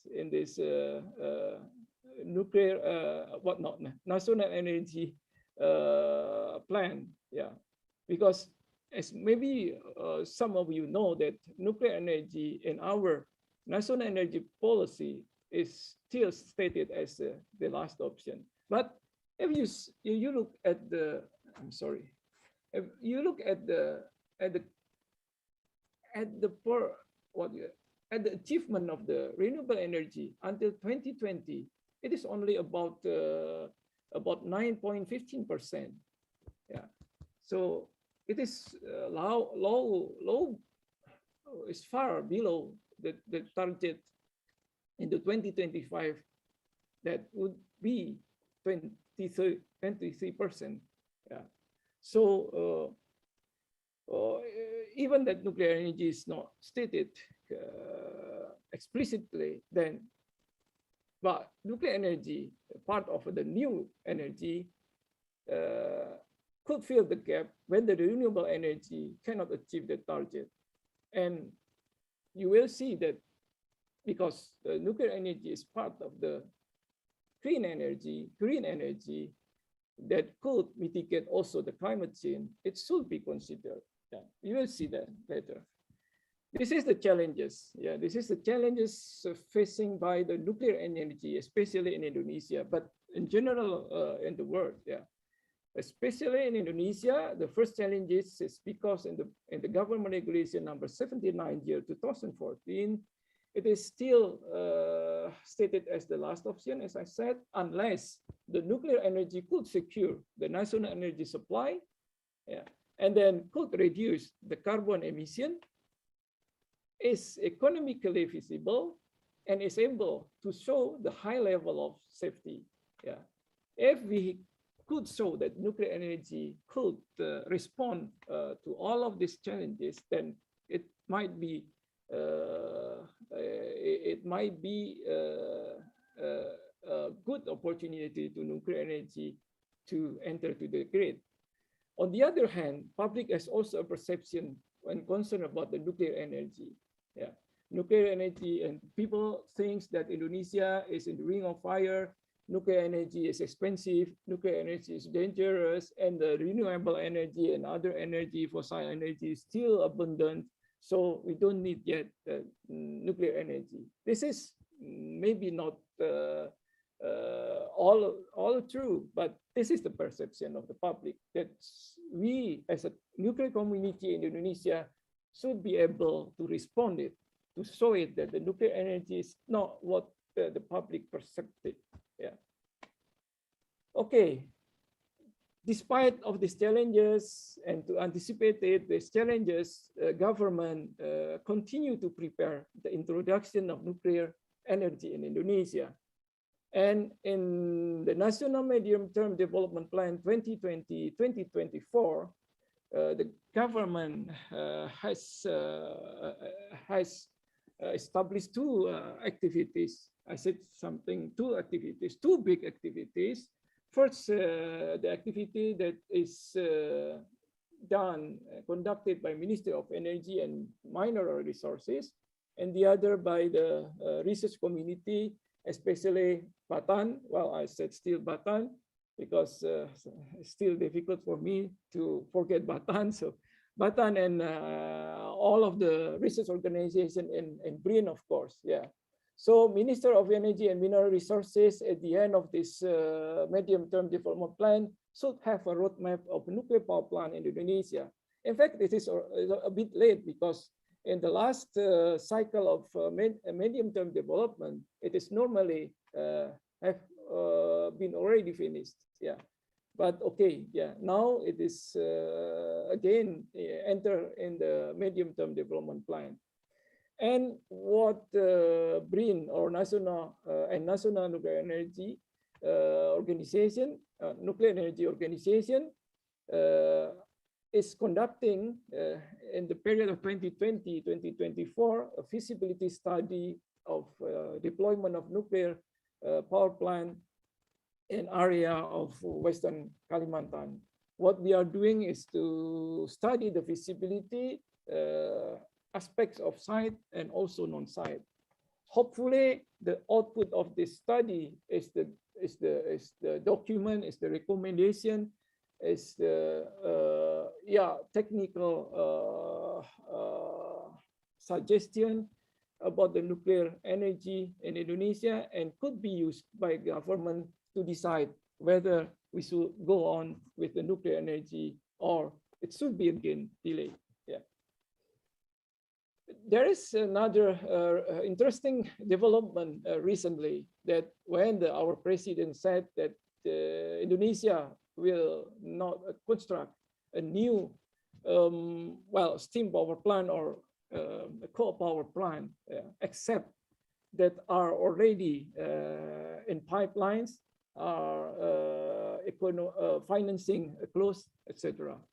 And Minister of Energy and Mineral Resources has also decided to make a new RUPTL, yeah, named Green RUPTL. Yeah. So all of this interesting development means that the government is committed, yeah, to the Paris Agreement, to the Kyoto Protocol about combating the climate change. And in the energy sector, we would like enter in the green energy to achieve net zero emission. Yeah. This is interesting, of course, if we look at then what this slide shows. Even though many people said that nuclear is dangerous and it's not clean because it radiates the radioactive materials to the environment, but the study shows that the nuclear energy is the part of the safest and the cleanest source of energy. It is almost the same as other renewable energy, as you could see here. So yeah, so it is not really true that this nuclear energy is the most dangerous. So it should be put at the last option. No, it's not, in fact, yeah. And what is about the greenhouse gas emission? It is small, yeah. It is equivalent with the other renewable energy. So it's also ideal, if I could say like that, that if could have a green and clean energy system that constitute the renewable energy and nuclear energy part. So yeah, this is something that Indonesia, in my opinion, should be pursued. But it is also true that nuclear technology is facing challenges. Yeah, from the point of view, especially the economic point of view, because nuclear energy shall compete with the other source of energy in the point of view of economic. So for a while that we know already that nuclear energy technology has also evolved. Yeah, there are many innovations in the nuclear technology, as you could see, and maybe you know that the nuclear energy have already evolved, yeah, from the first generation, second generation, and then the third generation, and in the near future, hopefully, we will enter to the generation 4 of nuclear energy technology. So the majority of the nuclear plant operating now is from the generation 2, but the new build are from the generation 3. So if Indonesia would like to enter and to deploy the nuclear power plant, the nuclear energy, what it should has to consider the generation 3, 3+, and also generation 4. Depends when we will build the nuclear power plant. So among the generation 3, we know the very interesting innovation, what we call small modular reactors. Yeah. As the name said, that it is small, up to 300 megawatt electric, and it is modular. So hopefully with the small and modular, the economic feasibility, from the point of view of economic, it could compete with the other energy sources. And in the generation 4, the technology is, we could say, a revolutionary design. Yeah, because we don't use the water as a coolant again, but we use gas or a liquid metal as a coolant, and also as a fuel itself. Yeah. And what area of the research and innovation? Yeah. If I said that we should pursue for the next time when Indonesia would like deploy, we should consider generation 3, 3+ for the biggest capacity of nuclear power plant, and then small modular reactor. Generation 4, maybe for 10, 15 to 20 years from now. And yeah, the other aspect is to make a hybrid between nuclear and renewable energy. So generation 3 plus is already in a deployment stage. So there are so many, there is no, well, still some room to elaborate, to develop the design. For example, the fuel design for safety system, siting, financing, and business schemes. If Indonesia would like to build the biggest capacity of nuclear energy, and then small modular reactor is still in the development, still, but it's in the latest stage of development. There are so many design concepts of the small modular reactors. And we still could do many research and innovation in many aspects of the small modular reactor, such as reactor design, safety system, operability, load following, manufacturing, and also the what you call it, the dual purpose of these small modular reactors. It would be very interesting. Generation 4 in the early development stage, I could say like that, because there is no experimental or even the demonstration plan yet. Except only very few. So this is open for research and innovation. I would like to say that the two types of the Gen 4 advanced reactors that maybe my most interesting for Indonesia is high temperature gas-cooled reactor, or even very high temperature gas-cooled reactor, and molten salt reactor. So this is also two types of generation 4 advanced reactor that is recently most attracted by many people in the world. And the last thing that we could take a look at into the detail is about the nuclear renewable hybrid energy system. To get to make, as I said, the green and clean energy system, we should have nuclear and renewable energy. And to have a flexible energy system, we should to have a hybrid between among of them. And this is still an area also of research and innovation, even though some people have already started since a decade ago. But this is, it could be open for us to make research and innovation. This is only an example for MSR. For example, MSR, when we talk about the MSR, so the most data and information that we have right now is coming back to the early 60s, when in the Oak Ridge National Laboratory built an aircraft, even an aircraft, that was planned to fuel by the molten salt. And then there was also molten salt reactor experimental. So the data provided from these two activities in the OR and L is very important for the development of the MSR today. So for the future research direction, I got several information here from other sources. There are still, for example, the research for understanding, predicting, and optimizing the physical properties of molten salts, and then also understanding fission activation product chemistry and radiation chemistry, and also even to create a virtual reactor simulation. So this is very, very vast subjects to be considered if we talk as a researcher, and innovator, Because when we talk the MSR, don't forget that the most important focus is on the molten salt itself, And then next is about the hybrid between nuclear and renewable energy.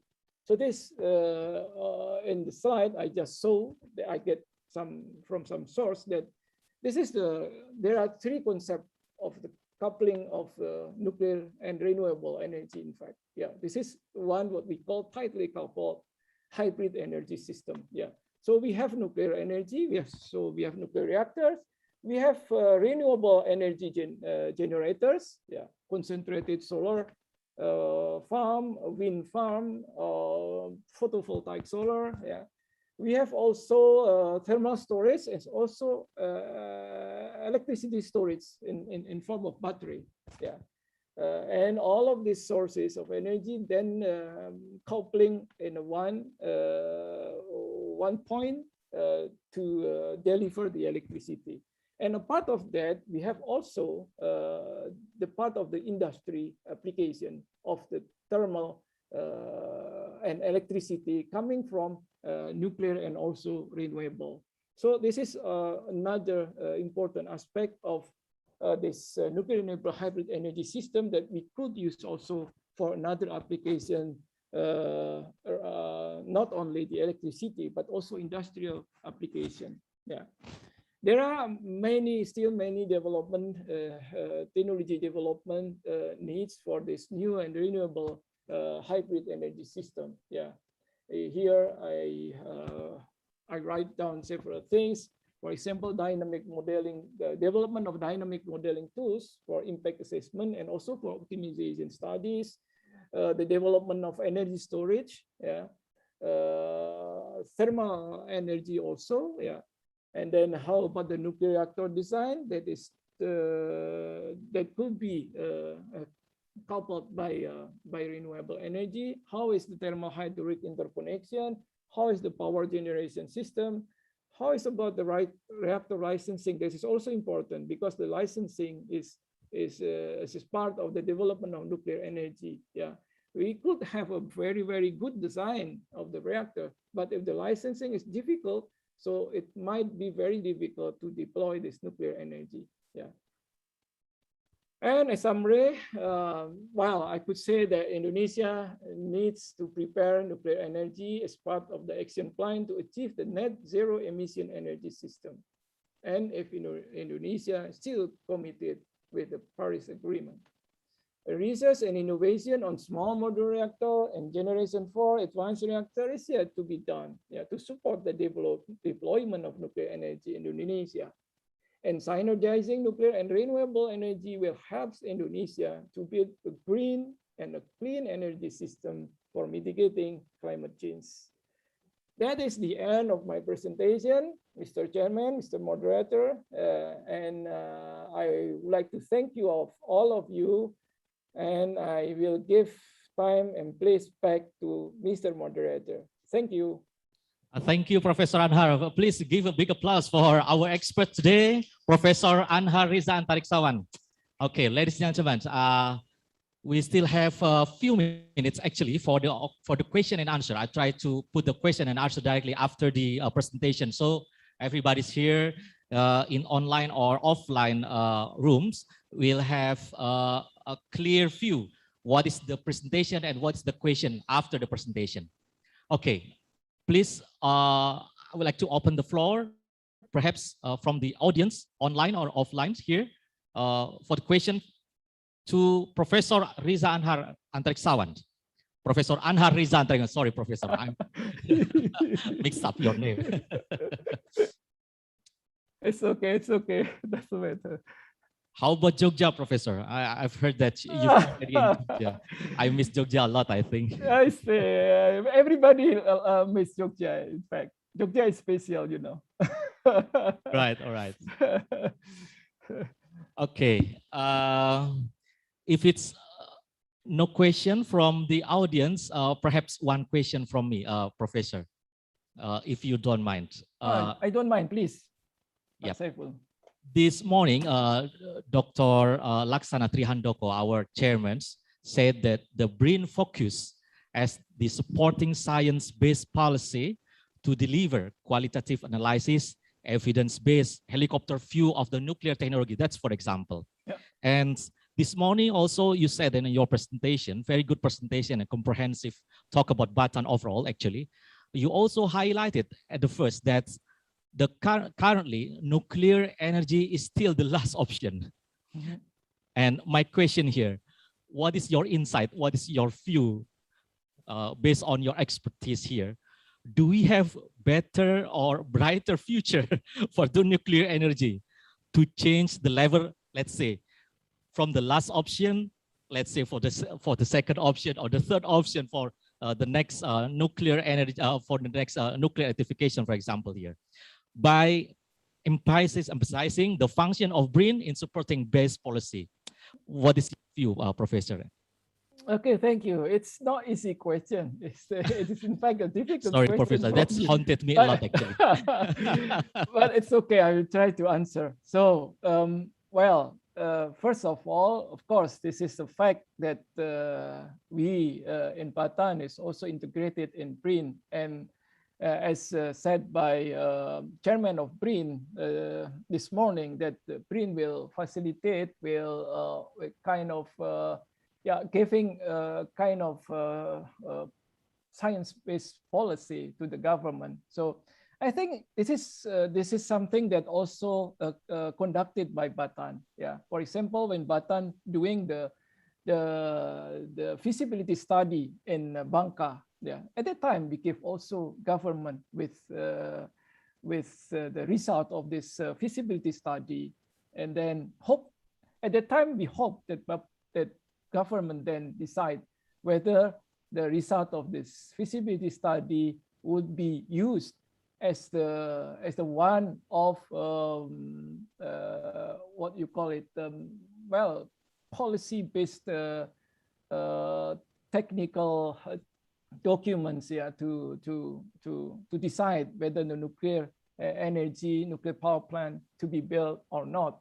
But as you know, it is not yet be done. But it's okay because government, I think, have a consideration, most important consideration, that nuclear is not yet be built.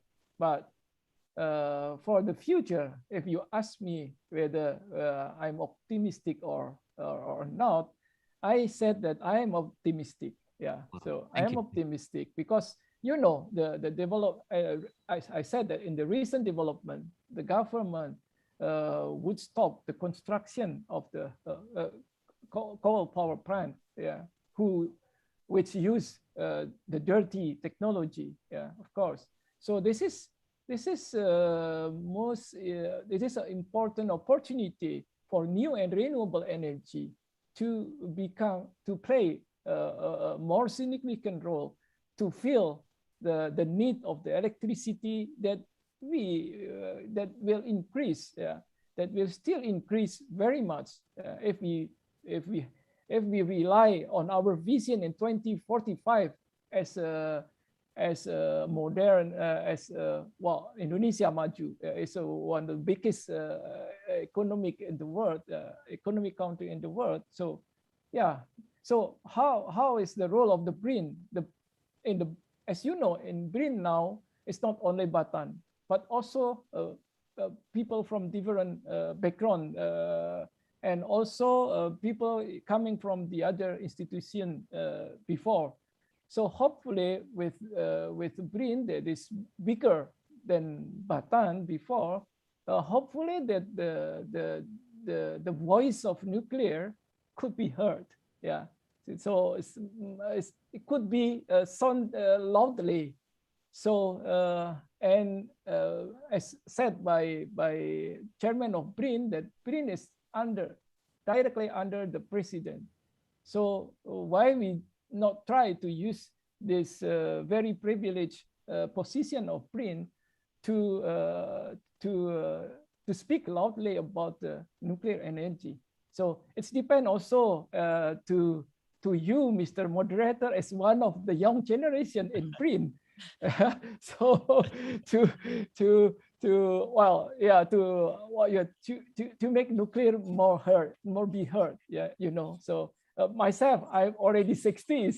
Yeah, so so it's not long time for me to work in this nuclear community, but at least I will pray for you, for all of the young generation, to become more successful than the previous generation, of course. And finally, we will see that nuclear power plant will be deployed in Indonesia, if not this year. Of course, it's not this year, but maybe in the 10 years from now, for example, or 10, 15 years is okay. Yeah.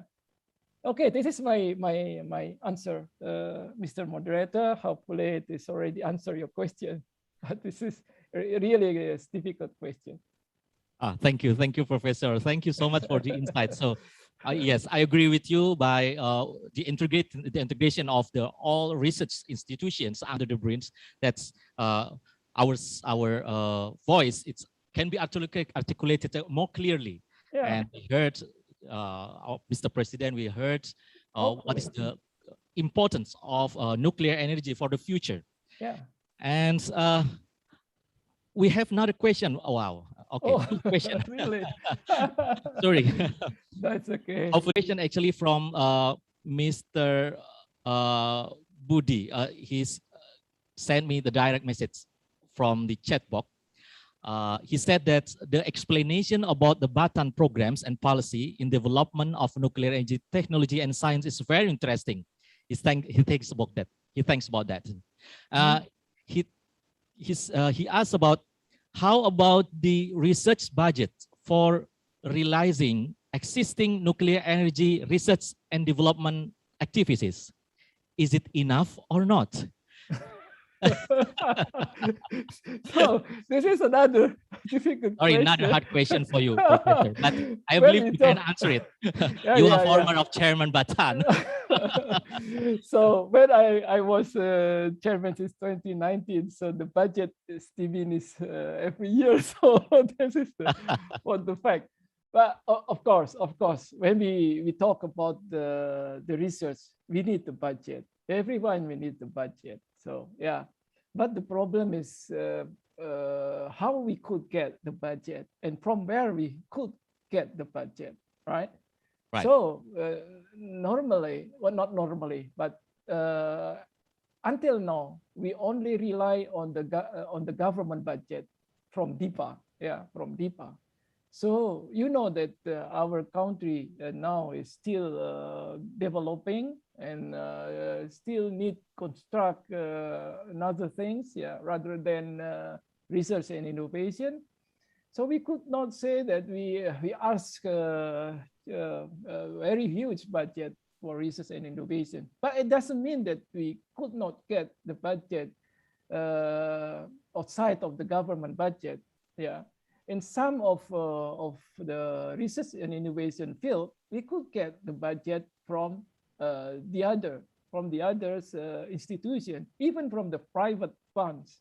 So what we need right now, and I already said that since 2 years ago, that we have to be innovative. Yeah, innovative is not only creating the innovative products, but also innovative in the way we work, in the way we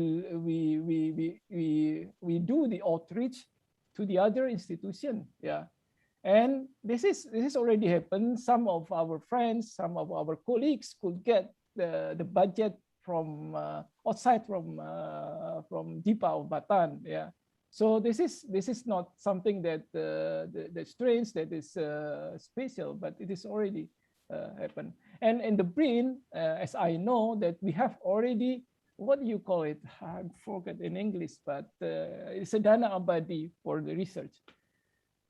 What you said in English, Pak Moderator, you know better English than me.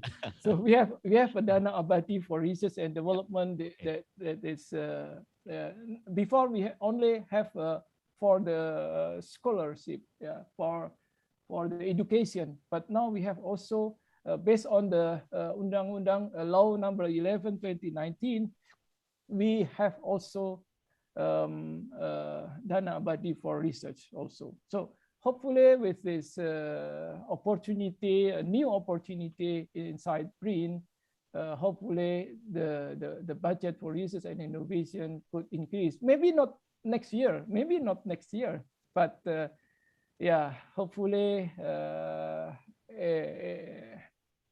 in the long run, it will be good for us. Thank you, Professor. So yeah, it's very normative, what I said. Yeah. But thank you for the suggestion for us. Yeah, be innovative. Yeah. Also in the how to get the money or how to get the funding. Yeah. Yeah. Okay. This another two question. Perhaps would you please answer it in very short because I would like to hand over after this to the second keynote speakers. This is from Dr. Sigit Santosa. What is the main obstacles related to the development of nuclear science and technology in Indonesia? And how is the risk management of nuclear science and technology research activities in Indonesia can be carried out? That's the question, Mr. Professor. That is very difficult. The main obstacles mean because maybe, what I would like to say that maybe the perception to the nuclear energy, the acceptability of nuclear energy, because we still have many fossil energy, etc., make that the nuclear energy is difficult to deploy in Indonesia. Yeah, and we also still construct many power plant using the fossil fuel, etc. Even though it's not always clean. Yeah, but you know, in the long run, we should have more clean and green energy rather than dirty energy. Yeah. And then the second thing, mitigation risk. Risk management of nuclear science technology research activities. Yep. Mismanagement risk. Yep. Sort of perhaps the risk should be carried out, should be considered. I mean, so the doing risk the of research. The risk of the using such kind of nuclear materials, radioactive, or the risk of mismanagement. So I could not answer this question right now. Sorry. Yeah, Okay, Pak Sigit, you may later talk to Professor Anhar directly after this. I will ask Pak Sigit talk to you directly. Sorry. That's fine. I have to. Yeah. The last question from Mr. Susiadi. What is the latest status of planning in West Kalimantan? Oh yeah. Well, basically we are continuing to do the feasibility study, even though the COVID-19 pandemic make this activity a bit delayed because we could not go to the field every time as we want. So, but we will be continuing this because this is part of the priority, national research priority. So, as said by Chairman of BRIN, all the activities included in the national research priority will be continued until at least 2024. So, we will be continuing this feasibility study, and we hope that we could finish this feasibility study at least at 2024. Yeah, this is my answer. Okay, great. Thank you so much, Professor Dr. Anhar, for the keynote speaker. Ladies and gentlemen, give a big applause to Professor Anhar.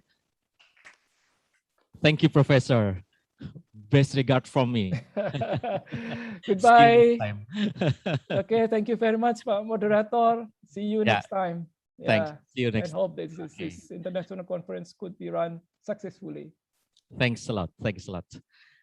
Okay, ladies and gentlemen, let's move on to the next presenter. This also another great presenter today. So we are very honored this morning. We have two former Batan's chairman.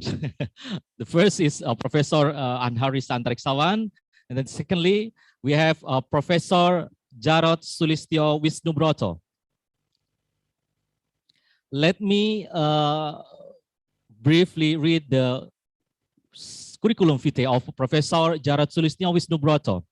Professor Jarod was born in Yogyakarta, Indonesia, in January 1963. And Professor Jarod received his bachelor degree in nuclear engineering from Universitas Gadjah Mada at 1986, and he got master and doctoral degree from Nuclear Engineering School of University of Tokyo, Japan. He was head of Center for Radioactive Waste Technology of Batan in 2006 from 2006 until 2010. And then deputy head of Batan for development of nuclear fuel cycle technology and engineering, start from 2010 till 2012. In September 2012, he was appointed as chairman of National Nuclear Agency of Indonesia or Batan until 2018. And he is a professor researcher in Batam as well, actively involved in Indonesian Nuclear Society Association or HIMNI. And today, we invited him as the expert board of Himpenindo, and he also a member of IAEA Standing Advisory Group for Nuclear Application from 2019 until 2022. Ladies and gentlemen, he talked today about strengthening the involvement of stakeholders in the research and development of nuclear energy in Indonesia. Professor Jarod Sulistyo Wisnubroto, are you with me today? Yes. All right, Professor. How are you today? Fine, thank you. Good morning, right. Mr. Chairman. Yep. The floor is yours for Okay. 20 minutes, Professor. Okay. Thank you very much, Pak Saiful. Assalamualaikum warahmatullahi wabarakatuh. Good morning, everyone, dear participants of this Econets. I will talk about the nuclear energy, but on behalf of Himpenindo, the Indonesian Researchers Union. 3 days ago, the Himpenindo requested me to talk about the nuclear energy. I wanted to say no, because if somebody else in Himpenindo without nuclear energy or nuclear engineering background, it is good, because it will enrich our knowledge with a different view of nuclear energy. But anyway, I will talk about the strengthening of the stakeholders' involvement. This is still our challenge, still our homeworks to do. I saw the list of the participants, mostly Indonesian, so it is better to speak in Bahasa Indonesia, isn't it, Pak Chairman? But because this is the international conference, okay, I will talk about in English.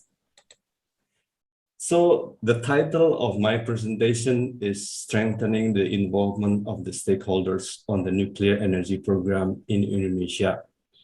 I will deliver in less than 20 minutes, hopefully. I will begin with 2 questions. Do we need nuclear energy in Indonesia? And are we ready to build nuclear power plants? And so what next? So if the first questions and the answer of the first question is yes, so there is another questions. Are we ready? If the answer is also yes, then so what next? So the answer yes or no. Maybe people with the background of nuclear community will answer yes, but maybe even the member of Himpenindo, some of them say no. Well, I would like to ask Pak Handoko, but he is not here anymore. Do we need nuclear energy in Indonesia? I don't know. The answer maybe yes, maybe no. Because research on nuclear technology is different with nuclear power plant program. Maybe some people say yes for nuclear energy, for research reactors, for agriculture, but maybe some people say no, not for nuclear energy. I've met several public figures. They said, I agree to build the nuclear power plant in Indonesia, but in an isolated area or isolated island. So it means no, because if yes, I agree, but it means no. So I want to show you the latest press release from the Ministry of Energy Mineral Resources on strategy to achieve the net zero emission before 2060, dated August 11 this year. So I would like to show you. So the minister said we would like to use the nuclear energy, and of course the renewable also. So this is the clear statement of the government, that the government want to use the nuclear energy to achieve the net zero emission before before 2060. It's clear, isn't it? So it must be there is a roadmap to achieve that using the nuclear energy. But anyway, I would like to show you the energy outlook of PPPT in 2018. I don't want to use the energy outlook of Bataan because we have already released also the energy outlook several years ago. This PPPT document shows us to maintain our economic growth around 6 or 7%, we need nuclear energy. We need nuclear energy around 8,000 megawatt. This is also clear. So the answer for the questions, do we need nuclear energy in Indonesia, is clear, yes. Although some people say, no, we can use 100% from renewable energy. But this is like a utopia, like a dream that if we just use the renewable, so with solar panel, with the wind, we cannot maintain our growth of economic growth. So this is clear answer, yes.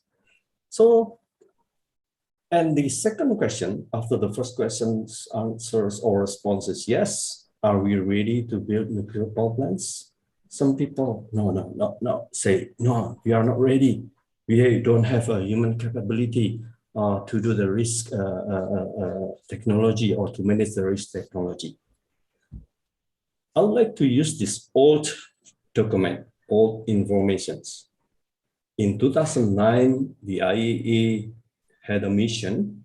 They came to Indonesia to review the infrastructure, our infrastructure on nuclear energy program. Using their methodology on 19 issues, 19 infrastructure issues. If you are optimistic persons, you may see there are 12 green colors. It means we are ready. But if you are pessimistic persons, you may look at the red color on 3 red colors. This is our challenge, of course. But I'm the optimistic persons. We have already in the phase 1, of course, in the phase 1. On the, for example, radiation protection, okay, electrical grid, okay, radioactivists, because I'm the researcher of radioactivists in green color. We have the homework or challenge in national position. What is the meaning of national position? I would like to say in a simple language, this is a commitment of the leaders of Indonesia, commitment of the government to say yes, to say go nuclear. In consequence, it will affect on the point 3, management, about the ownership of the NPP, on how to manage the NPP, and other thing about the management of nuclear power plant, to establish the nuclear energy program implementation organization and others. And it will affect on the number 11, stakeholders involvement. So if the government say yes, then the industry, the media, the academicians will say something, and there will be a dynamic involvement in our stakeholders. I would like to say something later on about this stakeholders involvement, of course, because we need that.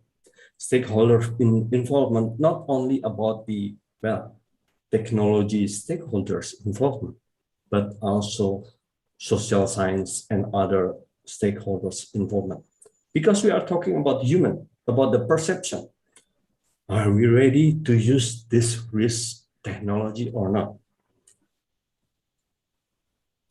Then, if people work for Bataan or on research organization on nuclear power, knows well our long history, more than 40%. 40%. 40 years, I mean.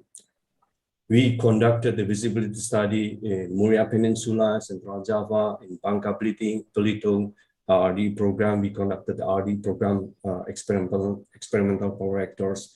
And right now we are conducting the visibility study in West Kalimantan. But up and down, up and down. Because of Chernobyl accident, we have to slow down the activities in 1986. Then we have to slow down again because the economic crisis in 1998 and rise again. And then Fukushima accident happened in 2011. But if you are optimistic person, you may see our capability to do something to prepare on the nuclear energy program. So we still continue our capability. This map also shows you about the activities on the feasibility study and pre-feasibility study in Indonesia. We have already completed Muria site feasibility study, Bangka sites feasibility study, and the interesting one is the Bapeten, the regulatory agency, give us the site permit on the experimental power reactors. So this is our capability in the nuclear community.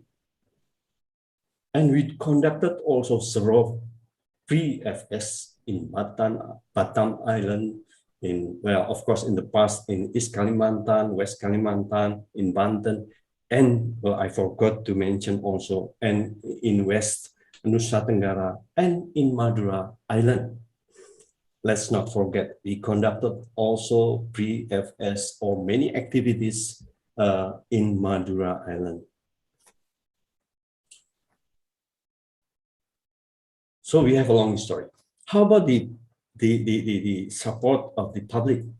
So I would like to show you, this is the national survey from 2010 until 2016. In the last year, from 2014 until 2016, more than 70% of the respondents, 4,000 respondents, say yes for nuclear. Different thing in Bangka Belitung survey. The survey shows the Bangka Belitung people mostly, although in 2014, more than 50% pro-nuclear, but the pro-nuclear in other years is less than 50%. Even in 2017, still the pro-nuclear is less than 50%. But look at that West Kalimantan. It's amazing. The point is 87.17%, almost 90% pro-nuclear in 2019. So the support of the public in West Kalimantan is very big, but this is a good opportunity. If we lost that opportunity, maybe the support will decrease.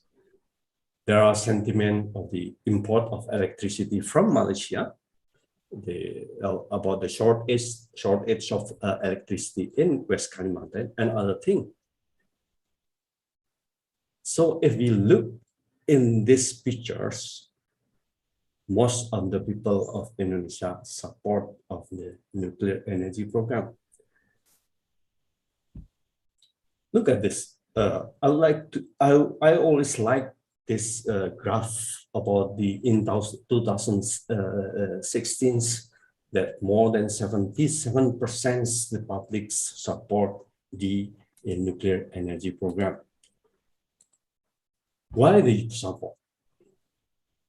They say no power outage, cheaper electricity price, job vacancy, technology transfer, and the most important thing, some people say doesn't emit pollution. So it means some publics, some of them knows well that nuclear energy is almost zero emission of carbon. But we have to be careful also with the people that say no for nuclear. It's very logical also about the risk of accident, radioactive contamination, radioactive waste, how to handle the radioactive waste, and also the capability of human resources. How about the capability of us? Can we manage the nuclear power reactors or not? So I say something about our capability. Pak Handoko in his slide shows us about the 3 research reactors. I would like to say this is our facility that during several decades we can maintain in a good condition. This is our modality. This is our investment, not only on the technology, but also on the capability. And again, when we conducted RDE program several years ago, or we sometimes call it fluid, we have a capability to involve many stakeholders. Our capability to design the RDE, the nuclear power reactor, involving several stakeholders, state-owned company that have capability to build power plant. It means that we have capability to build or to design the nuclear power plant. So this is the answer for the second question. Are we ready? Yes, we are ready. So what next? We have to focus on this and on that 3 challenges: national position, management, and stakeholder involvement. Because according to the infrastructure review, that 3 points are still challenge for us. Of course, we were facing the anti-nuclear demonstration, but this is normal around the world. Even in the country, in France, in the United States, there are anti-nuclear demonstrations. Even here, our colleagues here they are capable. They have experience facing the demonstrators, but this is normal also. Inside BRIN, maybe Pak Handoko will have to have a debate with the anti-nuclear public figures. But this is normal discussion. We live in democratic country. We don't have to worry about that. But once the government say yes for nuclear, go nuclear, so we have to follow the decision. And when my experience as chairman of Batan talked to several leaders inside the government, even the president, even the vice presidents, my impression is they need to be convinced, not only by nuclear community, but also other stakeholders. So the relationship among these 3 parameters is not linear. Even the Indonesian government needs to be convinced by many stakeholders. So that's why it's very important. Several years ago, Batan have conducted the mapping of the internal government role. Look at this map. What is the role of Ministry of Energy? What is Ministry of BUMN, BKPM, and other stakeholders inside the government? And I would like to say something, that because we are now in one organization, it is called BRIN, so it is easier for us to strengthening the cooperation among Batan, BPPT, and LIPI. Theoretically, is easier. Hopefully, BRIN will strengthening us among the nuclear power research organizations and other research organizations inside BRIN. Because, for example, what is the role of LIPI? Well, LIPI now have many research organizations inside the BRIN. Public acceptance, political issues, cultural issues. They know well about that. Well, for former Batan, the SOFNLS, technology selection, and of course the radioactive waste management. Many things can do inside BRIN. We can strengthening our internal cooperations. And the current collaborations on the national research priority, especially on the feasibility study in West Kalimantan, this is the our colleague in Batam do something good. There are some collaborations with the universities. I would like to show you this one. So dissemination and stakeholders engagement, not only Batam, but West Kalimantan government, and also the local university, Untan. And for the feasibility study, Batam, in cooperation with the Ministry of Energy, Indonesia Power is a state-owned company, and several universities. So this is a good modality for us. We need to do something. We learn from Jepara feasibility study that Batam, well, maybe Batam as a single player to do something with the feasibility study. Of course, stakeholder involvement is not simple one. Stakeholder involvement, it means the stakeholders of business players, media, public, regulatory body, and of course the government. This is a very complex one. When we had, well, some of you knows well, when we conducted study to establish the NEPIO, Nuclear Energy Program Implementation Organizations, means we want to involve many stakeholders to establish that organizations. But anyway, I want to talk about how about this scientific community inside this one. There are a lot to do. There are challenges. There are some homeworks. Let me show you.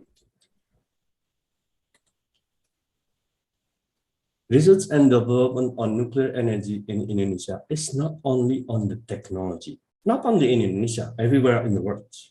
Nuclear energy challenges are frequently described as having a significant social dimension.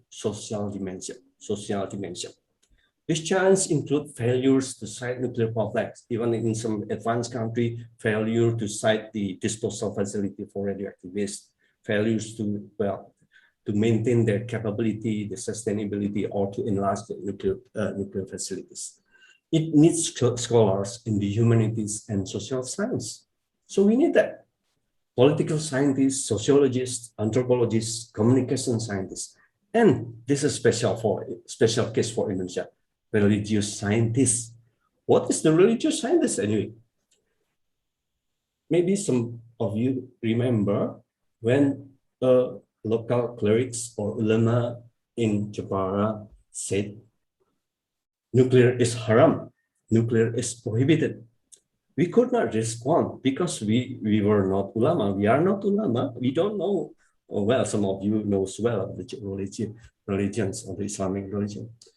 But we need religious scientists to doing research, how to respond that, how to communicate with them.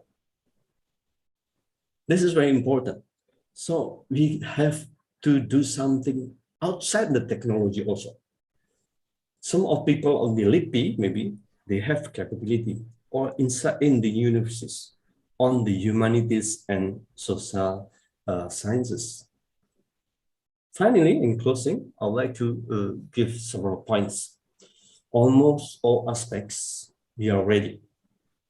The government say yes for nuclear. At least their press release on the strategy to achieve the net zero emission before 2060. But still we have challenge at the second point, namely the national commitment to go nuclear, this national position. And forming networks and partnerships with the stakeholders may be the key to unlocking Indonesian nuclear power plants program.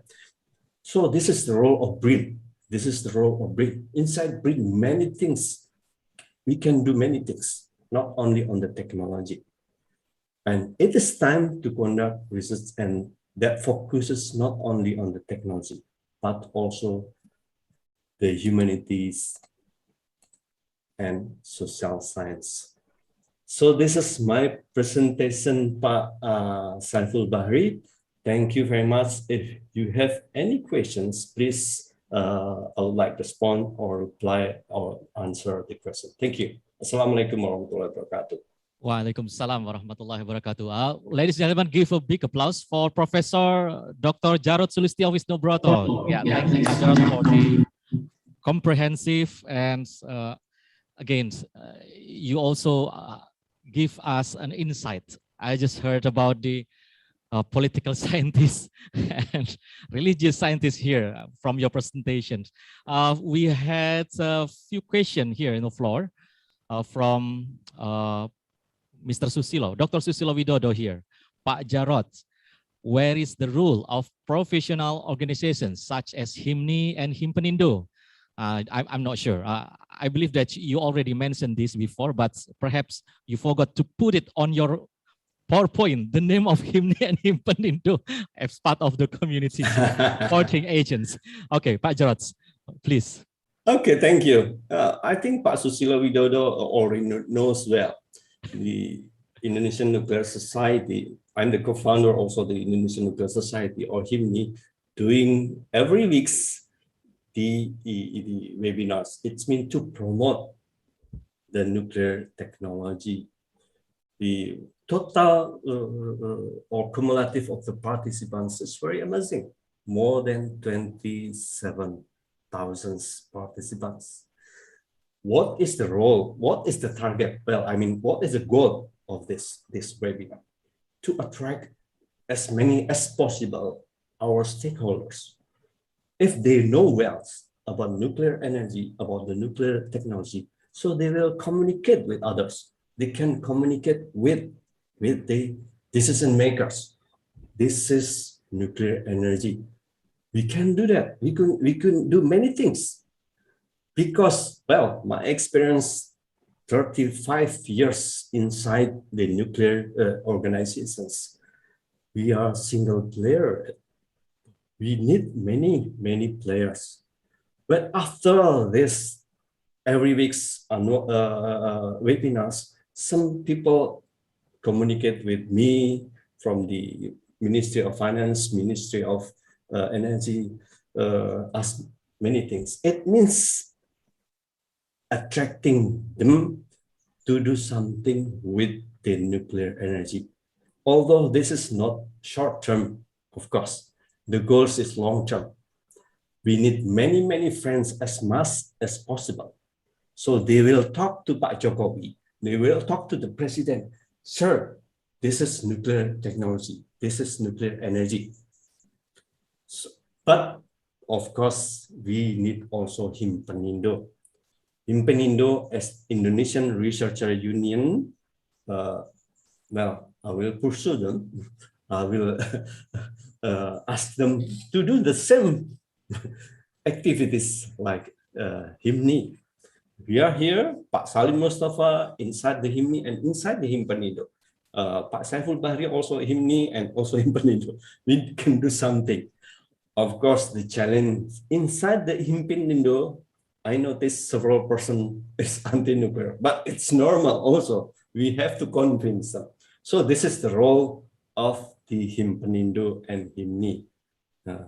Thank you for reminding me that I should include HIMNI and Himpenindo in my slide. Thank you, Fats. Thanks, Professor Jarod.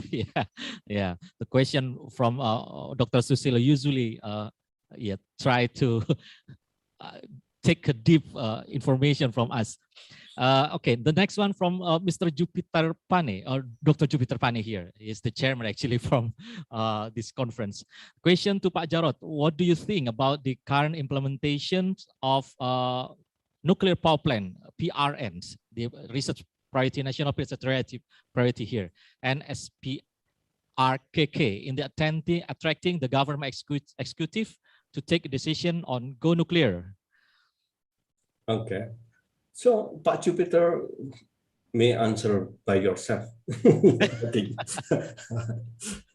I think this is a good chance. For West Kalimantan is different with Bangka Belitung. Let's look what the support of the public of the West Kalimantan. support of the leaders of the West Kalimantan. They are very supportive. And we are doing the national priority project on them, including some stakeholders, not only Batam. This is a good steps to move forward. And I believe the governor of West Kalimantan and some local leaders already talked to the central government. And as you know,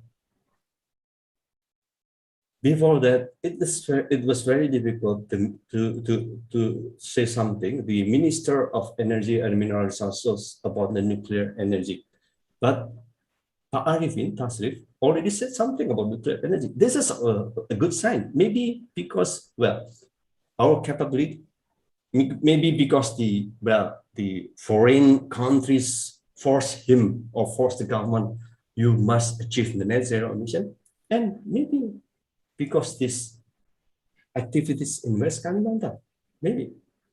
Anyway, this is a good sign. Let's talk about the optimistic view of this nuclear energy. Pak Anhar already said about that also. We have to be optimistic, because when the leaders say something about nuclear, even I heard that Pertamina consider to do business nuclear energy in the future. This is a good sign also. Be optimistic. I think Pak Jupiter Sitorus Pano, he is motivator also, so he's optimistic. This is my answer. Thank you. Great. Thank you so much, Professor. Actually, we still have 2 questions, but would you please answer it in a bit short, I think, because I would like to hand over the next session to the Pak Hadid Subki after this. Question from Buneti Herawati, is of West Kalimantan, I think. Professor Jarod, seems that the community are more ready to build nuclear power plant. What do you think about this? Yes. Yes. The community is more ready. I'm comparing with the central government. Yep. When I talk to the public say yes. Yes. If I talk to the parliament members, say, oh yes. But it is very difficult to talk with inside the government. There are many stakeholders inside the government. Maybe some of them, yes. Maybe some of them, no. Oh, well, I'm not the chairman of Batam anymore, so I can say something freely about that. If I talk to a certain minister, say yes, but you may build in an isolated area. Oh, okay. The answer is no. Okay. So there's many stakeholders inside the government. Thank you. Okay. So we have to convince the central government. Yes, Professor. Okay. The last one, I think, from Pak Sigit here, Pak Sigit Santos. Wow, another question coming for Mr. Jarod. I do sorry for Mr. Budi Kaliwanto. I will keep the question, I think.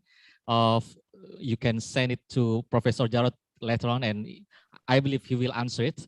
I will read it, the question. I think the last question from Mr. Sigit Santosa here. How should the role of nuclear researchers, so the 3 criteria, can be achieved here for nuclear power plant construction in the future? Yes. What should we do, actually, Thank you very much. Hold it out, these 3 criteria. Okay. Well, for the researchers, look at the real goal. If you work for the research organization on nuclear power, you may see, please underline the nuclear power. Nuclear power is the clear goal for us. If we look at the picture, the goal of the Ministry of Energy and Mineral Resources for the net zero emission, it means nuclear power is to be built in the future. We have to make a dream or the achievement for the futures. This is our goal. If not, we failed again. We just doing something. Oh yes, this is our analysis. This is good. This is not. This is the technology from the vendors. This is new scale. This is from the China. This is not good. We have to make a clear goal. We have to construct the nuclear power plant in the futures. We are not the vendor's employee. So this is my motivation of you. Our capability is good, better than others in the neighbor countries. Thank you very much. Thank you so much, Professor. Okay, ladies and gentlemen, give a big applause for Professor Jarod Sulistyo Wisnubroto. This conclude his presentation sessions. Thanks again, Professor. See you next time. To the next occasion, I conference with you as well. Okay, ladies and gentlemen, we will move to the third keynote speakers today. Sorry for the little bit late. We had Dr. Hadid Subki from IAEA. Pak Hadid, are you with me? Yes. Okay. Let me briefly read your curriculum vitae here. Dr. Hadid Subki was born in Bandung, Indonesia, the 2nd of March, 1968. And Mr. Subki completed his bachelor degree in mechanical engineering from Trisakti University in 1991. His master was in 1997 in mechanical engineering, San Jose State University, United States. And his PhD was in 2003 in nuclear engineering from Tokyo Institute of Technology, Japan. Mr. Subki is a technical lead of SMR technology at the International Atomic Energy Agency, or IAEA, Department of Nuclear Energy, Division of Nuclear Power Technology Development Sections. He initiated his nuclear career with Batan in 1991 until 2006 when he joined nuclear industries. Mr. Subki was first recruited from Mitsubishi Heavy Industry Japan to the IAEA in 2010 as the project officer for agency program in small and modular nuclear reactor, or SMR technology development. And from 2019, he is also in charge for the HTGR technology development activities. And Mr. Hadid Subki today will deliver a talk about current status of nuclear technology development and its harmonization with the new and renewable energy. Mr. Hadid Subki, time is yours for about 20 minutes. Thank you so much, Mr. Subki. Thank you, Pak Saiful Bahri. Distinguished participants and guests, good morning. Assalamualaikum warahmatullahi ta'ala wabarakatuh. This is still early morning here, and it's okay that it is a bit late by 1 hour because I just had my Fajr prayer, my Subuh prayer here at 5. So I was trying to be on a rush, but then with the Pak Anhar and Pak Jarod, President offered me that I could finish my Fajr prayer, and I learned a lot from them, from their presentation. Let me share my presentation slide.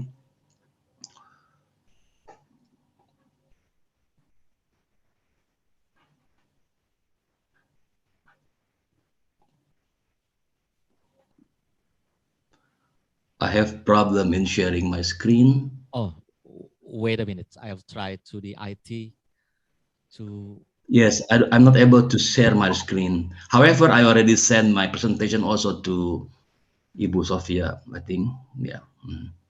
There is some mistake in the title, but it's fine that the Secretariat has my original PPT file.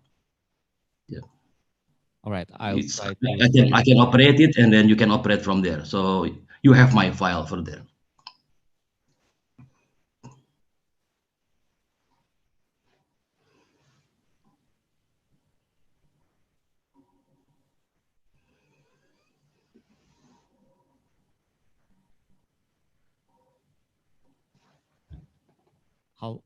How about now? It's okay? Oh, we are trying. No, sorry. I'm not still able to. No, I'm not able to. Okay, now I get it. Okay. I get it. Yeah, we are. Okay, we're driving from here. Okay. Am I sharing my presentation now? All right. Thank you. Good morning, everyone. Good morning, distinguished participants. My name is Hadid Subki. I'm the technical lead for SMR Technical Development from the IAEA Division of Nuclear Power. Actually, I'm here representing my boss, Dr. Stefano Monti, who is suddenly has very much urgent trip. And this is not the assigned task to me for this week, as today I'm also hosting Professor Jarod in a very busy technical working group of SMR meeting that just started yesterday with some disruption, and it will run until Friday. So I'm proud to have Indonesia represented by Batan, by Brin now in the TWG SMR as well as the TWG Gaskut reactor. So my presentation only for this time is not technical, it's more than high level aspect, but it is good because I see there are colleagues from other institutions and then from HIMNI and more from the non-nuclear background that I can speak. But I'm very pleased to answer question in the end, both on technical answer as well as the energy scenario question. So then the current status of nuclear power technology development and its harmonization with new and renewable energy. So let me start with this standard IE opening presentation on the nuclear energy or nuclear power technology in operations today. We got today 443 nuclear power plant in operation in 31 countries. And then we have the 52 nuclear power plant construction project in 19 countries, including several in embarking countries, including UAE, Belarus, Pakistan, and not Pakistan, Bangladesh, and we will start also in Egypt and also Turkey.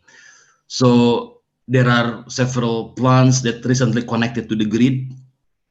Connected to the grid means it's the start when the reactors about few months prior to launching for commercial operation. The PHWR 700 was connected to the grid earlier this year in January, and in the largest indigenous reactor.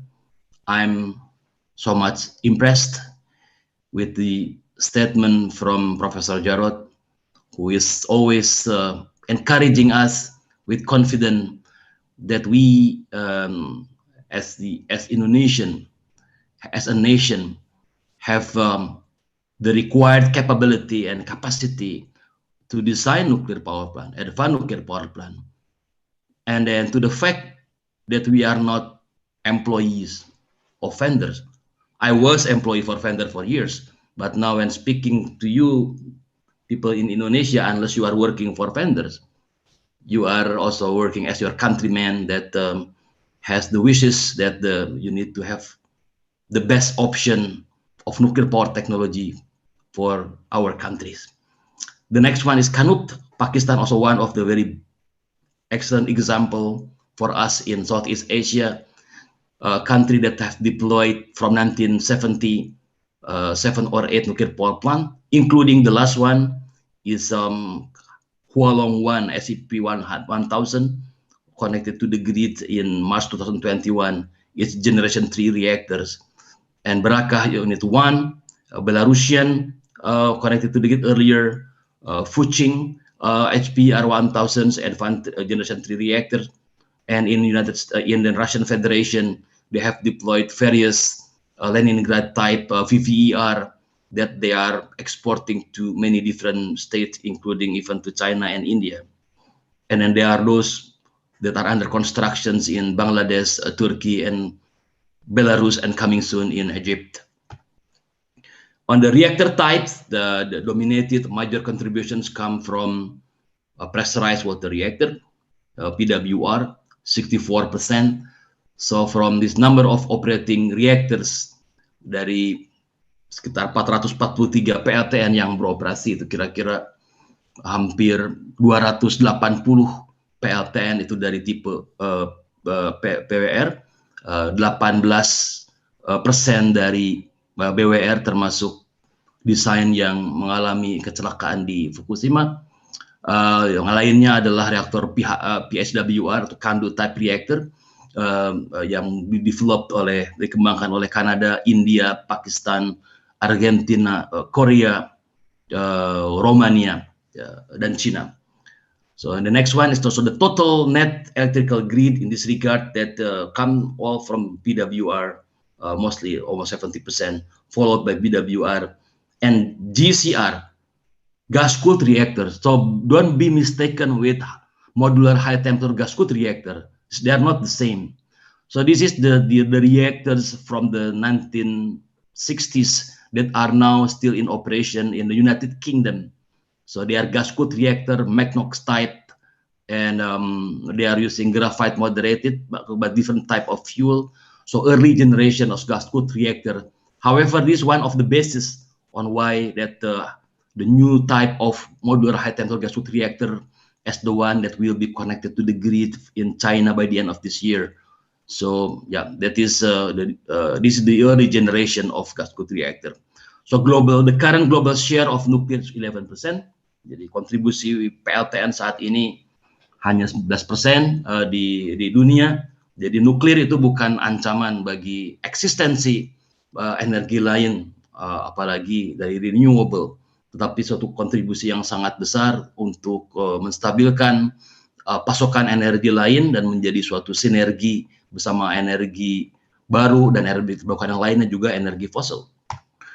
So on advanced reactors, so advanced reactor are generations that are adopting and incorporating significant improvement from the current operating reactors. They are including evolutionary type reactors, BWR, CPR 1000s, P1000s, PWR. So I know all the design, and then I used to talk this design with Pa Jupiter in early 2010, 2011 for 3 hours, 4 hours discussions, a lot. So yeah, I don't know, at that time in those years, I memorized by heart all this. So right now I'm dealing a lot with budget and then management in the past few years, but in 10 years ago, I really in depth in many of these technical aspects. So small modular reactors, right now is KAREM, STRPM, KLT40S are the 3 reactor design that is now in the next 3 years will be in the deployment. In fact, KLT40S already in operation. STRPM will be connected to the grid soon, and KAREM will be finished in the next 1 or 2 years. And other reactor will start construction in the next few years. And this is what's called the innovative design, generation 4 reactor design, that consisting of the 6 type of reactors, lead-cooled fast reactor, gas-cooled fast reactor, sodium-cooled fast reactor, supercritical water-cooled reactor, very high temperature reactor, which is the basis of the current modular HTGR, molten salt reactor, and automatic accelerator-driven system. So regarding the advanced efficiency NPPs for immediate deployment, we have published biannually 2 booklets, SMR booklet and then the large reactors booklet. So this is that we list here that the reactor design, advanced reactor design from generation 3 and generation 3 plus that are now adopted by different countries. So yeah, when Indonesia and embarking countries adopt large reactors, these are the design listed here that are available in the market, that they are ready to deploy with the clear structures on how to sell it and how to adopt it. So of course not easy, it's a very complex project, but the embarking countries including Bangladesh. So until in early days, in early 90s, when I was in Batam, we could see many trainees from Bangladesh come to our research reactor being trained, even until early to 2010s. But now we are learning from them. So I believe that Indonesia can catch up with our national spirit to deploy nuclear power plant. And from the IEA ARIST SMR booklet, we publish every 2 years. And then I appreciated many Indonesians who contributed in SMR booklet, from Pak Susyadi and then all the intern from Indonesia that I recruited in the past 10 years. And then they contributed to the development of biannual booklet. And we included the reactors, including RDE and Torcon in the last 3 booklet until the one that published last year. We had the advanced reactor information system. It's most up-to-date information about all available nuclear power plant design, as well as important development trend. So I saw many colleague from HIMNI, including Ibu Neti here. So you can access this website, Ibu. You will see that the different kind of reactor and then the status, and you can ask Batan engineers to explain to you the basic features of its different reactor design in simplistic word, in a simplistic language. So small modular reactor it's typically this definition by size. So first, let me phrase the SMRs. So small modular reactors are advanced reactors. We typically has a power up to 300 megawatt electric, depending on the reactor, maybe 1,000 megawatt thermal. So whose system structures and component can be shop fabricated in the shop factory environment and transportable to the site in high degree of modularization to come up with the increasing electricity demand or heat demand. So, however, that during the past few years, also we have newer development of micro reactors. So, micro reactors are very good, and also for archipelago country. So, I coordinated the effort of micro reactors technology development in the agency only in the past 2 years. So, we had our first technical meeting in April, I believe, yes, in April.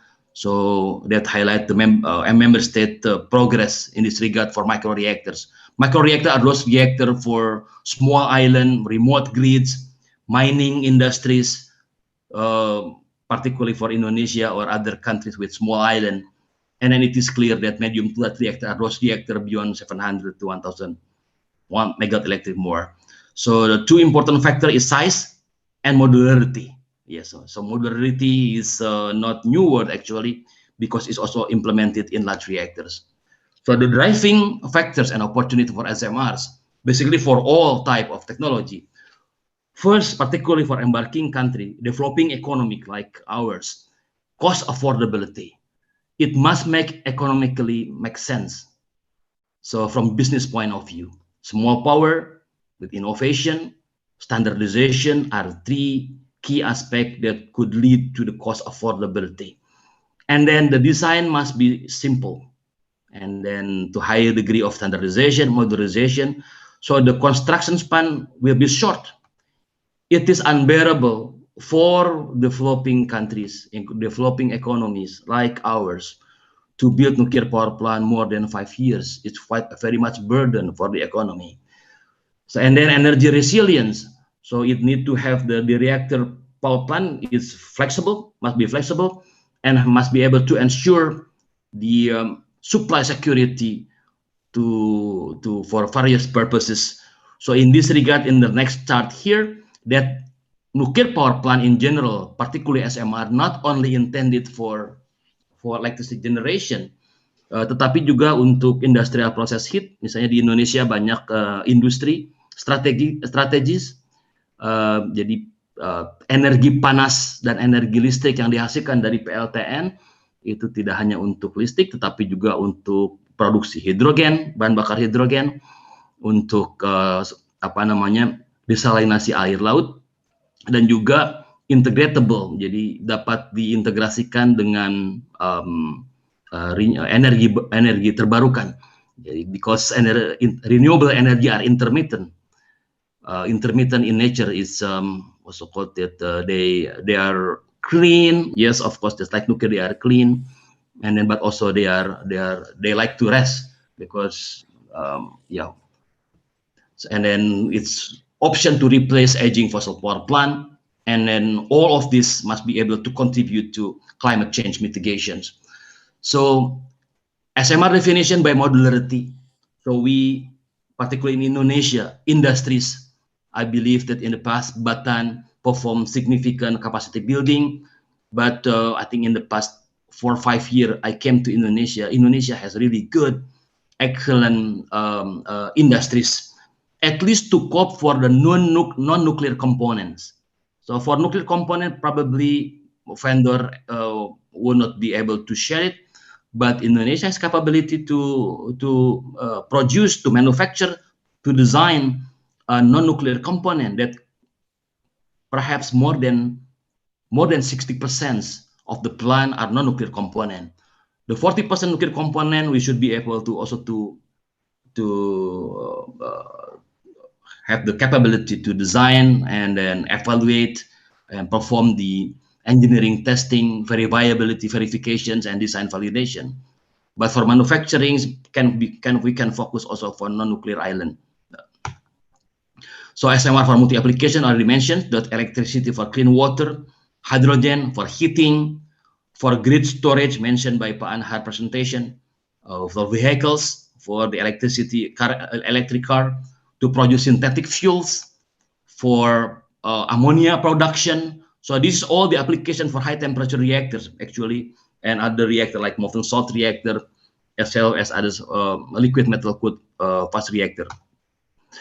For the district heating and process heat, district heating probably for, of course, countries in the northern region near the pole like Russian Federation, Canada, Scandinavian countries.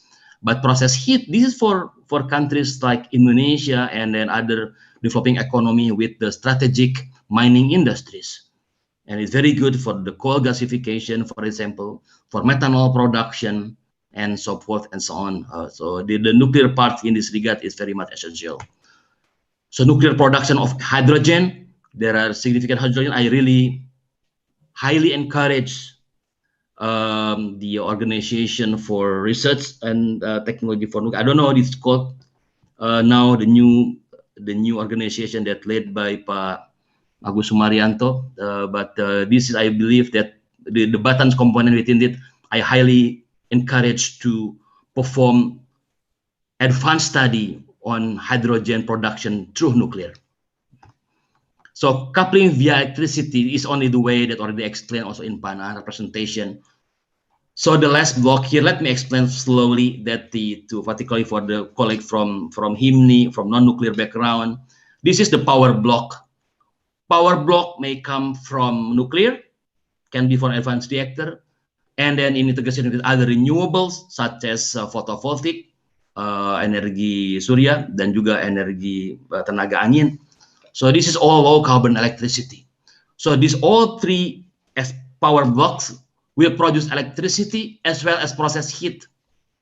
Can be direct use for electrification, thermolysis for hydrogen production, and the thermal production, electrolysis produce clean fuel.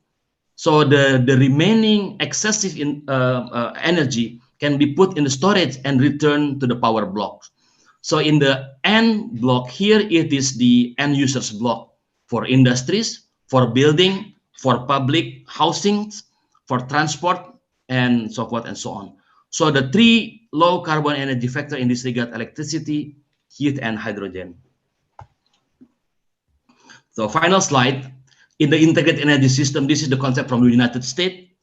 It's simple. So Indonesia is has the very complex, it's quite complex and advanced energy scenario. We should be the country, Indonesia should be the country that provide models basically in the to the world as a sample of so many variety of energy scenario can be adopted in Indonesia. So it's simple, from nuclear and then other part of renewables combined together to produce low carbon electrical power grid and the other non-electric application in this regard. So common issues of deployment, Pak Jarod, Pak Anhar, and all respected leaders in this meeting, in this conference, we need to be able to demonstrate the safety and operational performance of first-of-a-kind novel design and technologies. This is key. So demonstration is really needed. So I remember that in car industry, even the first product could experience failure. I think there are those of you who like automotive. So you remember the case, for example, that when the first product of like Corolla or whatever produced first, the first 1 year they have problem in personnel, in the gears, and maybe in the engine, but after 2 years they replace with other version that is better performed.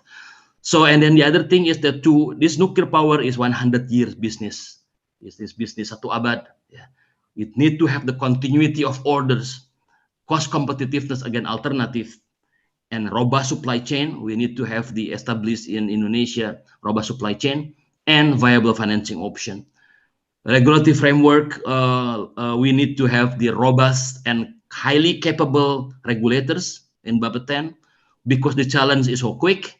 So we are no longer in many countries talking about the water-cooled reactors, but also we are talking about the high temperature gas-cooled reactor and molten salt reactor. So licensing pathways on the global deployment and harmonization must be clear, must have the clear vision from the regulatory side. And of course, obviously that the all countries expanding as well as embarking must be able to develop their nuclear infrastructure for near-term deployment. That ends my presentation, Pak Saiful. Thank you. Assalamualaikum warahmatullahi wabarakatuh. Thank you so much, Pak Haditsuki. Ladies and gentlemen, give a big applause for Dr. Haditsuki from the IAEA. Thanks again. We have two questions here, Pak Hadit, on the chat box. Now 3 questions. Yeah. Hopefully you still have time. Sorry for the early morning here from IAEA from Vienna. Yeah. The first one is from Mr. Tulis Jojo. In your opinion, what's the type of SMR that's suitable for the first NPP in Indonesia? What is your view, Pak Hadit?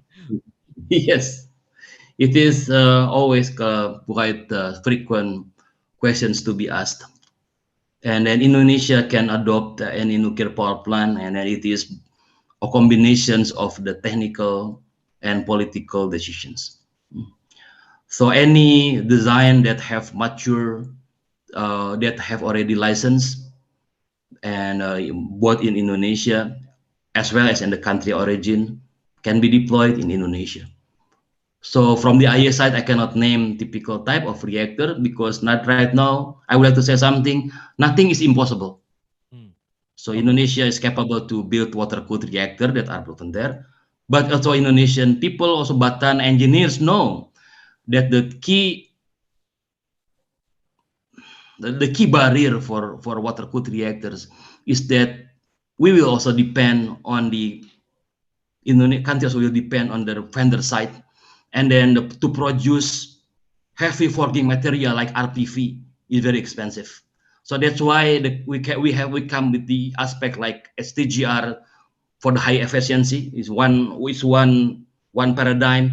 The other paradigm is low pressure system like molten salt reactor in order to produce the low pressure system, high temperature but low pressure system. In order we can incorporate the country capable to incorporate optimize the capability of industries to manufacture the system and component and structures.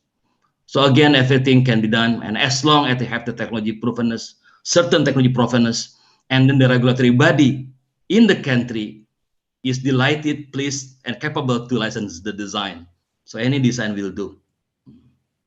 Okay. Okay, thanks a lot, Pak Hadis. Actually, the second question from Ibu Neti, Himni, he is also from West Kalimantan, I think. She asked about a similar question here about what's the reactor most suitable and safe to be built in West Kalimantan, and is there any reference to the type of reactor that has been built in a location similar to the condition of Kalimantan again? Yeah, right. So this so fortunately sometimes, and thank you very much Ibu Neti. Assalamualaikum Ibu, terima kasih atas jawabannya. Tapi sayang sekali gitu kalau saya senang sekali dengan menjawab pertanyaan-pertanyaan, tapi di Indonesia teman-teman juga sangat berbaik hati itu kalau udah ada statement dari IAEA suka capitalize gitu. Jadi statement dari menurut IAEA. So dan lu tadi, oh Hadi, there is a statement and you are present this presentation. Why that according to the IAEA? So I'm subject to questioning by my upper management. So in this regard, Ibu, that any teknologi yang mempunyai degree of provenness di negara asal nomor satu, yang kedua dan juga regulatory body kita di Indonesia, Bapeten yang juga mempunyai human resource yang mumpuni, mampu membuat perizinan, ya proses perizinan mungkin untuk reaktor desain sekitar 2 tahun untuk negara baru gitu. Tentunya sekarang mempunyai, kita selesai dalam 1 tahun atau 2 tahun, tetapi di negara advance sekalipun proses punya 2-3 tahun. Jadi reaktor desain yang dimana regulatory body kita atau negara yang negara pengadopt itu mampu untuk memberikan lisensi dan melakukan review, itu bisa dibangun. Dan juga pada akhirnya apabila kita berhubungan dengan pihak luar negeri, itu keputusan politik sangat berpengaruh dalam keputusan nuklir. Oleh sebab itu, tapi kesiapan di Indonesia pertama adalah kesiapan infrastruktur, kesiapan human resource. Jadi penting bukannya teknologi, tapi juga capacity to absorb. Jadi kemampuan untuk menerima suatu proyek.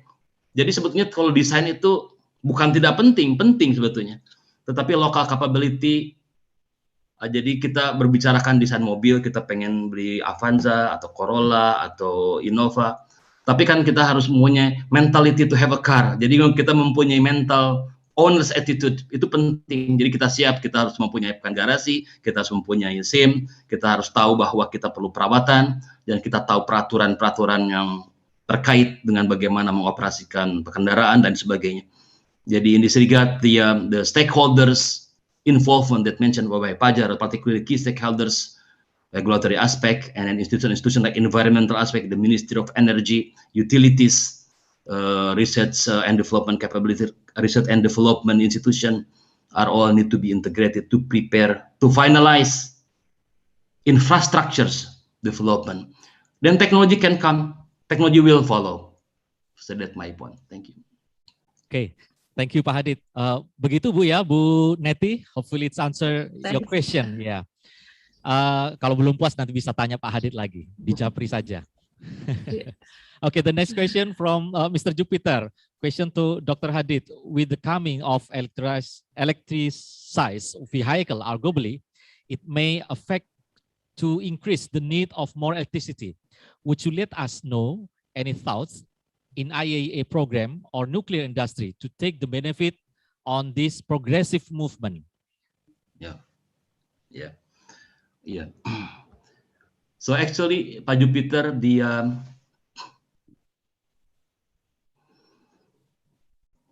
electrifications ratio that will be needed by electric vehicles provide positive boost toward the need of nuclear power. Indeed, yes. It is clear that renewables energy are very, very much important. However, Pak Jupiter, when you live in Europe for a long time and the United States for a long time, when we have huge vehicles right now, for example, we have now BMW i4 and then Opel something, they are all 200 horsepower more. So the need of electricity quite significant. So 200 horsepower, it means 140 kilowatt. So when you need to be charged, it's not handphone. It's not handphone. So the electricity needs are very much substantial. This is really a positive case for the need of nuclear power. And then in this regard, in other side also it will positive side for the need of clean fossil from gas or from coal. So I don't say that the renewable are not important. Renewable very much important. It can provide a boost. But as the number of vehicles more, and particularly maybe in the future bus and trucks can be also powered by electrical, which is not already the case. I remember Volvo, Mercedes-Benz for small truck that with the power of 400 horsepower, 250 kilowatt. Yes, they are using electricity charge, and then they need big electricity, and it takes time to be that electrical hub. It takes time to be recharged by wind or solar. It's clear. It's very clear. So it's not handphone. So it needs nuclear power or other baseload energy. Thank you for the important question. Okay, thank you, Pak Hadid. One more question, is that okay, Pak Hadid? Yes, silakan Pak. Yeah. That's from Pak Sriana, actually. The BPPT results study about the national participation for SMR is about 54% at 2020. To meet the commercial term for the NPP, when the SMR will be, to meet the commercial term for the NPP, when the SMR will be ready to construct in Indonesia. And the second question, how about your opinion for the supply chain for the SMR? Yeah, thank you, Pak Sriana.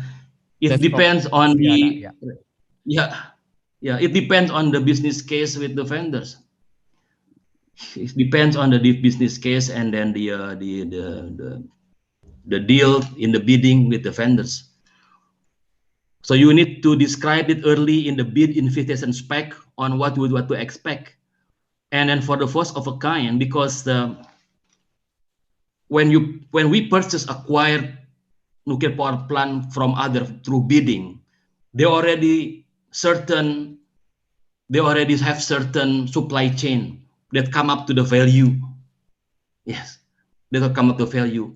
Actually, for vendors, we need to learn also, we put ourselves in vendor part.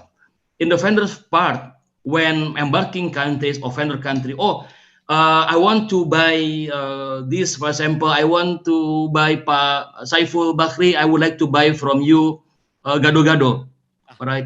But you bring only the sauce, the kupat from me, and then the vegetable from me, the tahu from me. You just only provide the sauce and then the plate and thing. It's really confusing for seller. Yes, and then I don't know whether Pak Saiful Bahri will provide a good vegetable or the peanut sauce to me. So this kind of thing, that will be the analogy. And then the same thing with all the previous part for car industry, from Toyota Kijang. First all fully built in by Japan, even the very early 1977 Toyota Kijang. The same part like this. But as early on, right now, 100% already built in. And then Mercedes-Benz in Southeast Asia, Benz Indonesia already produce all the total Mercedes engine that exported to the ASEAN countries, that to my knowledge, because some of my friends working in the 3-Stars Motor. So, but for nuclear, it's the same. It's the same. It's really gradual, phase-wise approach. When in the beginning, we can provide in the beginning, but you need to clear in the bid spec. For example, we will purchase all non-nuclear power. However, for turbine island, we can acquire, for example. That will be very much clear. So it's clear that for the vendor know they will take benefit and they are really certain for the design in nuclear island. But non-nuclear island can be acquired by Indonesians established construction engineering and EPC contractor. Thank you. Thank you, Pak Hadid. So basically, it's a graduate approach how to acquire, for example, start from the nuclear island, non-nuclear island, then later on we can have capability on nuclear islands. The last one here, another question actually about the Torcon, Pak Hadid. I'm not sure you available to answer this or not. As Yes, the widely exposed in the media that about the Torcon's plan to promote MSR development for Indonesia. What do you think about this, Pak Hadid? Yeah, from the IAS side, we need to support. All right. We must support. Yes, we must support. Yep. And then there is the offline discussion, and then they already sent the letter request to perform what's called the technical review services from the Department of Nuclear Safety, Division of Nuclear Installation Safety Assessment Section. They will provide the early preliminary review for their safety case. Can be done by 1 year. They will provide the advice, recommendations, and then what need to be improved. That's very good for the design. So we need to support. Yeah, we need to support and possible for deployment in Indonesia, of course. Okay, that's a good news. Thank you so much, Pak Hadid. I think that's all the question for Dr. Hadid Sukufki from IAEA. Ladies and gentlemen, give a big applause to Dr. Hadid Sukufki. Thank you, Pak Hadid. Mohon maaf ini mengganggu pagi harinya harusnya. Terima kasih, ini saya juga akan ketemu Pak Jarot dalam 2 jam. Oh, baik. Mohon maaf ini Pak Hadid. Terima kasih Pak, terima kasih banyak. Mohon maaf thanks atas again. kekurangan. Assalamualaikum warahmatullahi wabarakatuh. Waalaikumsalam warahmatullahi wabarakatuh. Okay, ladies and gentlemen, we move to the last presenter today for the keynote speaker. I do very sorry for the running for the time, which is a bit running late today. The last keynote speaker, Dr. Dick Lucas. I would like to read his curriculum vitae. He is head of the Computational Fluid Dynamics, CFD division at the Institute of Fluid Dynamics of the Helmholtz-Zentrum Dresden-Reisendorf, Germany. His research focus on the development and validation of CFD models for multi-phase flow in the medium and large-scale application, such as in chemical engineering and nuclear reactor safety. In particular, he is interested in fundamental phenomena in polydispersed bubbly flows and in corresponding modeling in the frame of CFD codes. Dr. Dick Lucas studied physics at the Technical University of Dresden from 1983 to 1988 and continued with his doctoral thesis at the Technical University of Zittau. He received his PhD in 1991 from Technical University of Dresden, and from 1992 to 2011, he worked as a research fellow at the Research Center Dresden-Reisendorf, now the Helmholtz-Zentrum Dresden-Reisendorf, and became head of CFD department in 2012. He is vice chair of the Virtual International Research Institute of Two-Phase Flow and Heat Transfer, and member of editorial boards of journal Multiphase Science and Technology and Experimental Computational Multiphase Flow. He is the main organizer of the annual Multiphase Flow Conference and Short Course. Dick Lucas is the author and a co-author of about 185 science papers and peer-reviewed journals. His talk today is about computational fluid dynamics for multi-phase flow in the context of reactor safety. Okay, ladies and gentlemen, we will hear the presentation from Dr. Dick Lucas. Time is yours.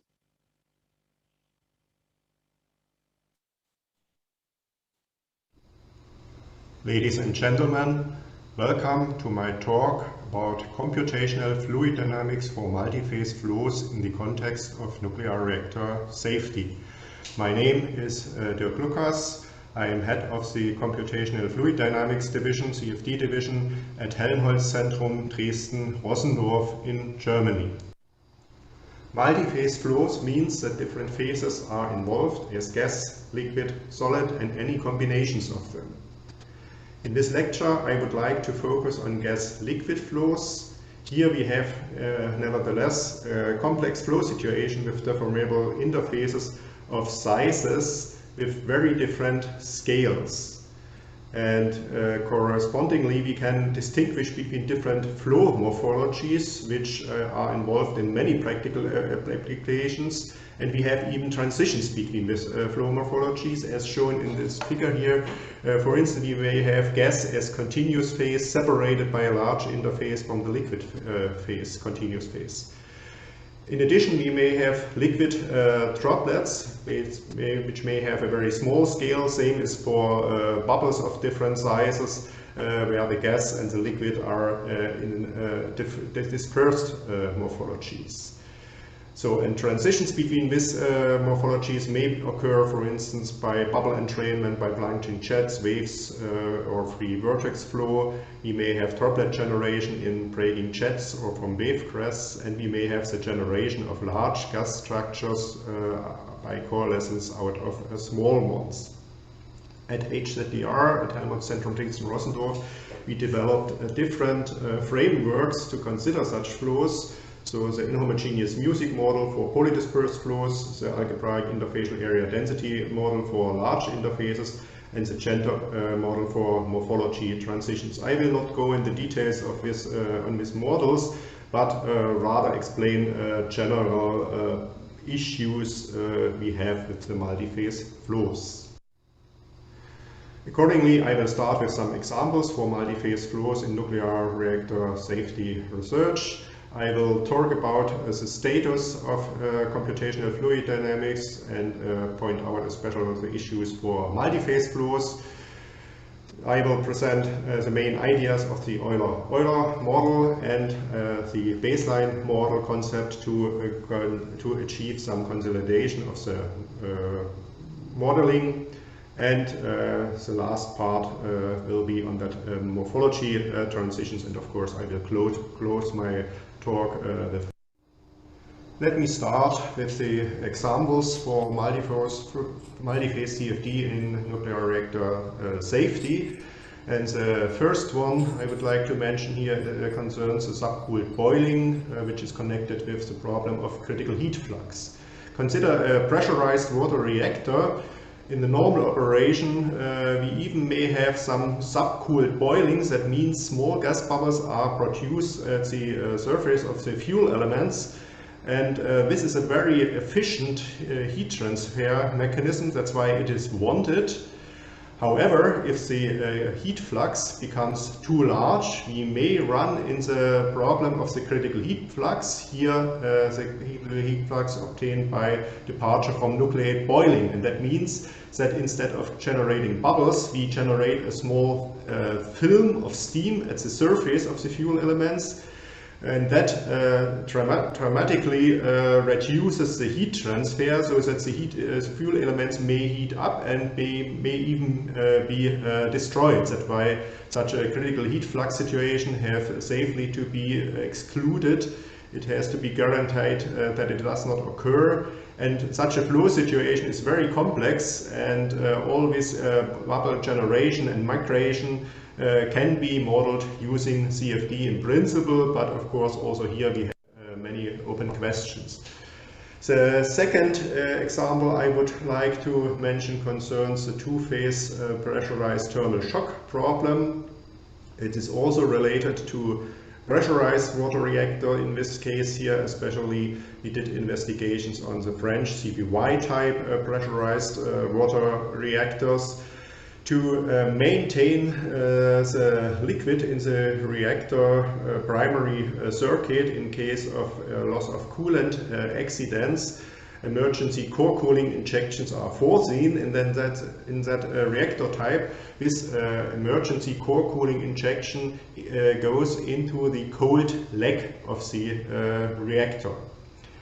And there are scenarios in which the water level in the reactor pressure vessel drop down down to the cold leg nozzle. So we have a two-phase flow in the cold leg, and this two-phase flow inventory here for steam and gas and liquid is at a high pressure still, more than 7 or about 7 megapascal. That means the temperature is about 280 degrees centigrade, and we inject the water, which is cold water under ambient conditions. And the question, the thermohydraulic has to be answered here, is the question on the transient and local thermal loads on the reactor pressure vessel wall. And as sketched here, there are many different phenomena involved. The temperature difference between the two-phase mixture present here in the cold leg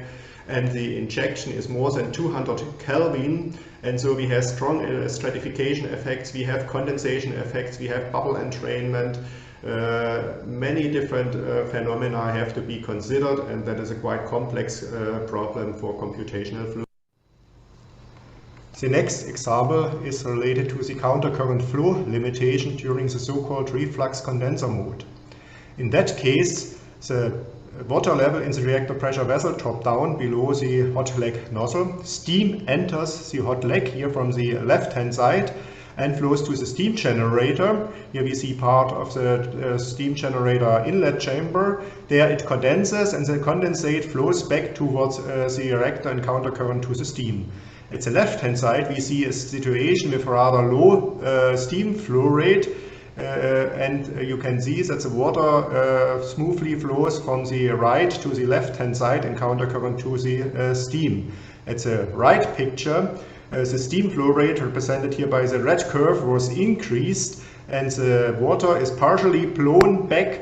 That means it cannot flow anymore in countercurrent to the steam. So it is now also blown back from the left to the right, and we can see a very complex flow situation with large interfaces that separate gas and liquid, with entrained bubbles, with entrained droplets, and there are a wide range of scales of the interfaces, which makes the simulation of such cases rather difficult.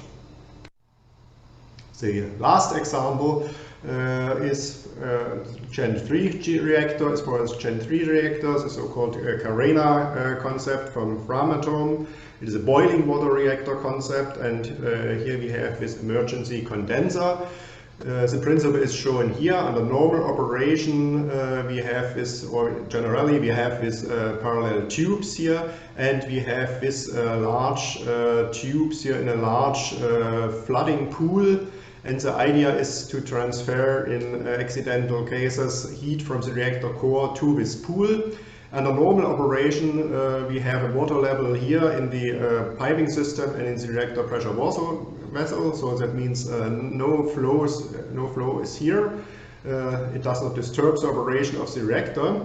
But in an accident, when the water level drops down below these U-tubes, steam enters these tubes and condensates here. And then a natural circulation can establish where steam goes in the U-tubes and the condensate flows back to the reactor core. And at the secondary side, we have a heat transfer to this big liquid pool. That is another problem where CFD is very important to investigate the effects, the phenomena. On the secondary side, of course, we may have boiling, we may have stratification effect, natural circulation, but also on the primary side, the condensation process inside these tubes is quite complex and is a clear three-dimensional effect. So that leads to some general statements. What are important thermohydraulic phenomena that need to be modeled by CFD? So that's bubbly flows in complex geometries. As in the reactor core, here we have usually high turbulence and shear rates. Nucleate boiling is an issue, critical heat flux, which made the departure from nucleate boiling, which I explained before, but also dry out in boiling reactors may be important. We have segregated flows with heat and mass transfer, wall condensation and film flow. We may have transitions between different flow morphologies and fluid structure in interaction.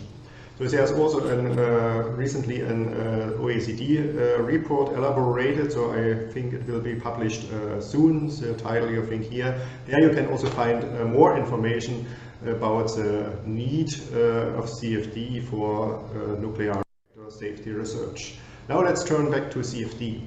So CFD is nowadays a working tool for single phase flows. Many industries like aviation industry or automotive industry use CFD to make the design studies. Maybe a final design is then tested in the wind channel, but most of the work is really done with CFD. It is an industrial working tool.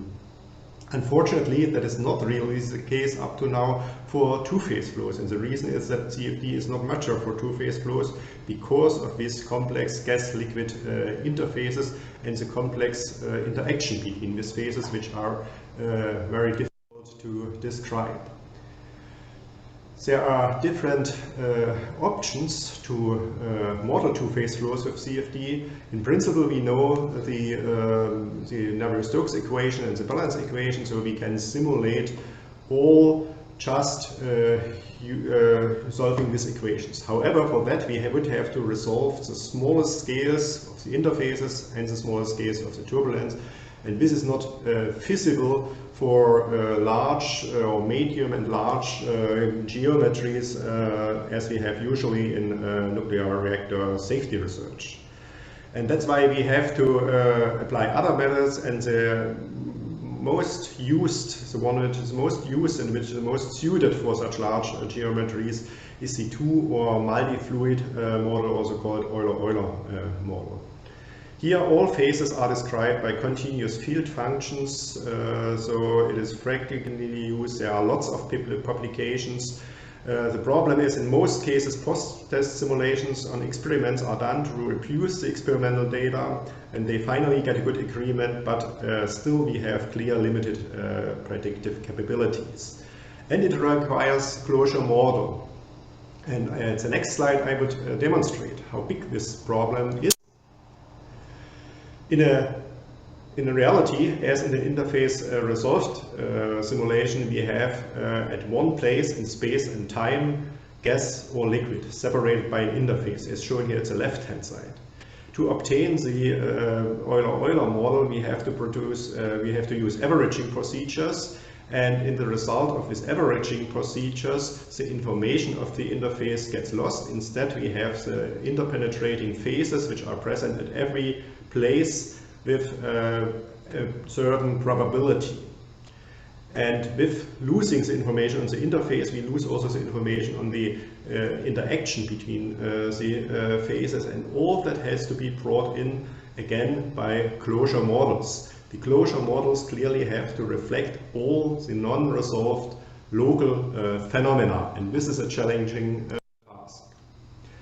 And in literature we can find a lot of proposals for such closure models, including tuning parameters, and often we have a result-oriented extraction of closures and a tuning.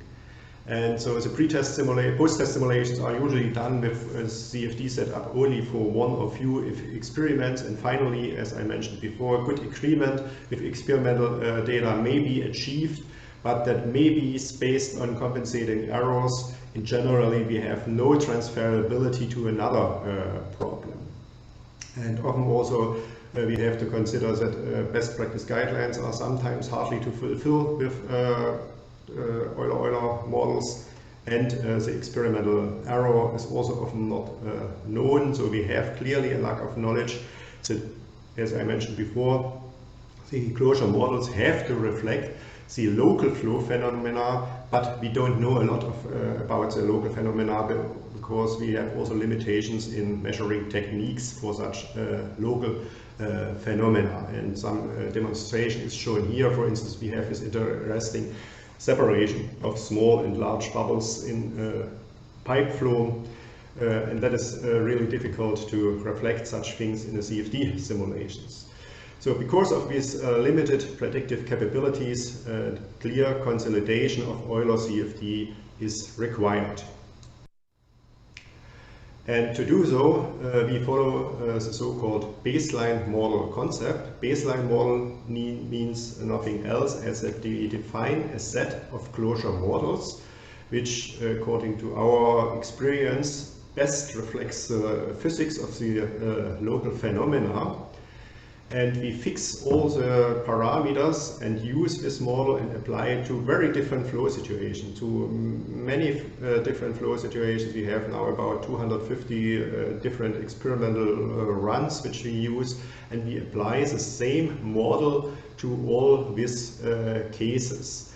And in the result, we will have a good agreement for many cases. We have maybe acceptable agreement for some cases, and for some also clear deviations. And that is a scientific challenge to figure out what are reasons for these deviations and to find better models. And if we have such a new model, we should first ask ourselves, is the physical basis of that model better than the previous one? If not, we should not use it, so that's the precondition.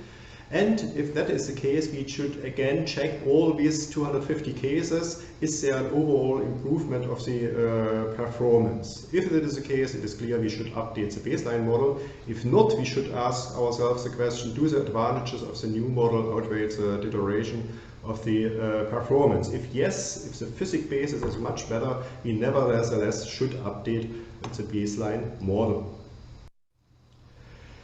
Here, as an example, our present definition of a baseline model for polydispersed bubbly flows are shown. So it is just for adiabatic flows without heat and mass transfer first. And here we have to consider at least the three groups of phenomena, which is bubble forces that describes the momentum transfer between the bubbles and the liquid. We have to consider turbulence, including the influence of the bubbles on the turbulence, the so-called bubble-induced turbulence, and for that, from DNS data, we obtained some correlations that obviously work rather well. And we have to consider also bubble coalescence and breakup, which again is connected with different mechanisms that may lead to bubble coalescence and breakup. I will not go into details on that more, but only mention again that we used it for many different cases, including different fluids, including different geometries, and for adiabatic flows, as well as for steam water flows and flows with chemical reaction and phase transfer. Here, only for illustration, some results of this baseline model. Presently, we work on an automatization of this data evaluations, that we do an automated check how good the performance is. If we change the model, do we get an overall improvement or become the results worse? Also, of course, we have to include for nuclear reactor safety phase transfer that is done. There is an extension of the basic model which we use with the inhomogeneous music model to consider phase transfer, and we have validation cases for condensation and evaporation. Due to limited time, I will not go in details on that, but show an example for another validation for baseline model for segregated flows. This is again this countercurrent flow situation, and here we have the flooding curve, which shows a rather good agreement with experimental data. By the way, that is work done by Dean Baliando 10 years ago when he was in our lab as with a Humboldt, Alexander von Humboldt scholarship, and so I think that is a good basis for our cooperation. Last point I want to discuss concerns morphology transition. What do I mean with that? For instance, we have this liquid jet blanching on a liquid pool, and here we have a bubble entrainment. And this bubble entrainment we can consider as something like a breakup process. The continuous air breaks up into bubbles here, and that is such a morphology transition. Next example shown here is a slug flow where we have the large bubbles which should be represented resolved in simulation, while the small bubbles preferred collect in the wake of this large bubbles. And this example here is just for steel casting process. Here argon is added to avoid some disturbance here by inclusions, and so we have also complex flow with large bubbles and small bubbles with an X-ray tomography observation here. Such situations in principle can be handled with the Gentop concept, which also some years ago was developed. And here we divide the phases into phases for continuous and dispersed phases. For instance, in that case shown for the 3 fields only, that we have dispersed gas and continuous gas, and we introduce a parameter called here DDG max, which separate that. That is the maximum bubble diameter for which we can handle the gas phase as dispersed phase. For larger bubbles, we should try to resolve it and handle it as continuous phase. And that can be done also as an extension of this inhomogeneous music model, which I mentioned before. Unfortunately, I don't have time to discuss it more in detail, but I would like to show some examples. Here, this is again the case of this blanching jet. The liquid jet plunges in the liquid pool, and that's a continuous phase. In the beginning, we have here some large bubbles, as in the experiment. They are still represented in a resolved way in this continuous phase. For the dispersed phase, we have the bubble bloom, and we can control the transition from the continuous phase to the dispersed phase by a phase transfer model. That means an entrainment model, and so we can control the entrainment rate. The Next example shows here slug flow. If we have again such large bubbles and small bubbles in the wake with the inhomogeneous music model, we can represent it this way, that we have large and small bubbles as a separate phase. With the Gentop concept, we can resolve the large bubbles, and as we see in the experimental data, we find the small bubbles preferred in the wake region of these large bubbles.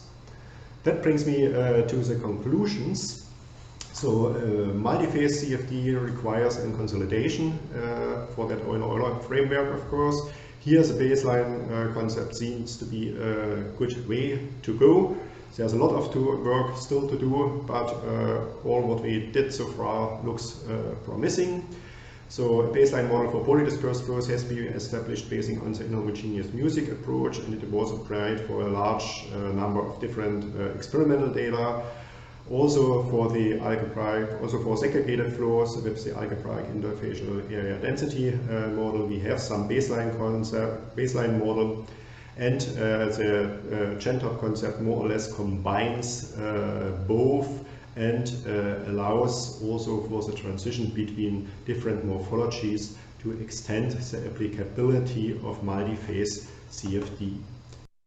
Thank you very much for your attention, and if you learn more, I can recommend you our multi-phase flow workshop. You will find more information here at the website. It is online, so and I try to do it not too late in the evening so that you are also able to follow with the time shift, so I can recommend you to participate. The registration is now open, and also abstract submission for the conference part is open. Thank you very much for your attention. Okay, thank you so much. I'll give you a big applause, ladies and gentlemen, for Dr. Dick Lucas. If I mention in chat box, we would like to apologize for those who ask questions for Dr. Dick Lucas. He will reply by email. He's not available today in our Zoom room because of time difference between Jakarta here and Germany. Okay, ladies and gentlemen, I think this wrap up all the presentation, the keynote speaker session for this morning until this afternoon.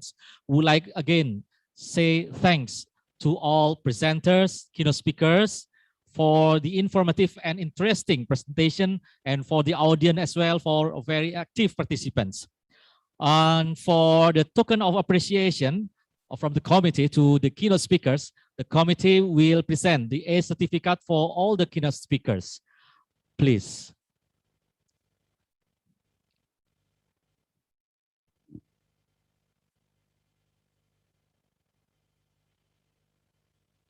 Yes. Thanks again for Professor Dr. Anhar Riza Antariksawan, Professor Jarod Sulistyo Wisnobroto, Dr. Hadid Subki, and Dr. Dick Lucas. Okay, ladies and gentlemen, finally we come to the end part of our presentations. Hopefully the presentation, the plenary session will be beneficial for everybody, for the advancement of nuclear energy and for nuclear technology. Please give a big applause again for all speakers and for all you all here who join with us from morning until this afternoon. Thanks for your attention. Stay healthy and stay safe. From me, Assalamualaikum warahmatullahi wabarakatuh. Waalaikumsalam warahmatullahi again wabarakatuh. To Master of Ceremony, please, Mbak Sophie. Thank you very much, Dr. Saiful Bahri, for running this session very well. And of course, to all our keynote speakers for giving us the very inspiring presentation. And also to all the participants who already give your very active participation for this keynote speech session. Thank you very much. Hopefully all the presentation will be beneficial to all of us. Distinguished participants, after this we are going to have a 25 minutes break because we are like 30 minutes behind our schedule. And before we come to the parallel sessions, I would like to inform you some important information. Well, for the parallel session, you are not going to use this Zoom link, but you are going to use another Zoom link that already provided in the conference booklet. So once again, ladies and gentlemen, after this plenary session, would you please leave meeting? And then the parallel session start exactly at 13, and it will end at 16:30. And at the end of the day, we are going to have the closing session up at 16:30 up to 16:45. And you will use the same Zoom link right now, and it is provided in the conference booklet as well. To all the presenters, moderators, and secretaries, please select the parallel session you are placed to, and the Zoom link for each room can be found in conference booklet at page 11 and 12.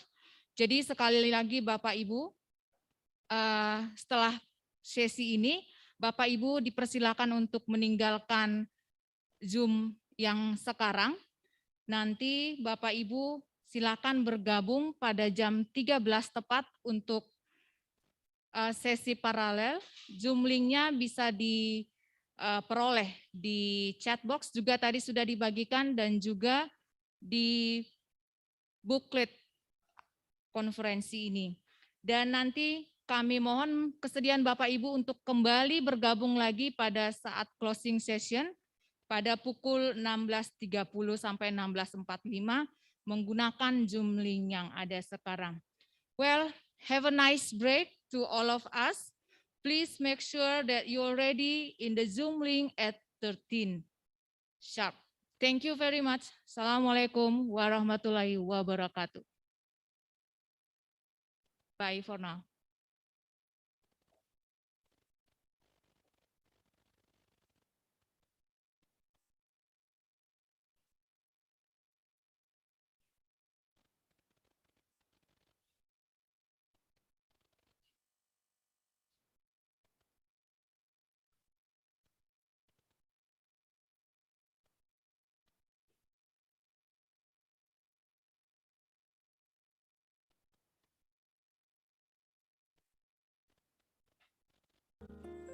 Silakan Bapak Ibu untuk beristirahat dulu, dan juga Bapak Ibu yang ada di ruangan in this room.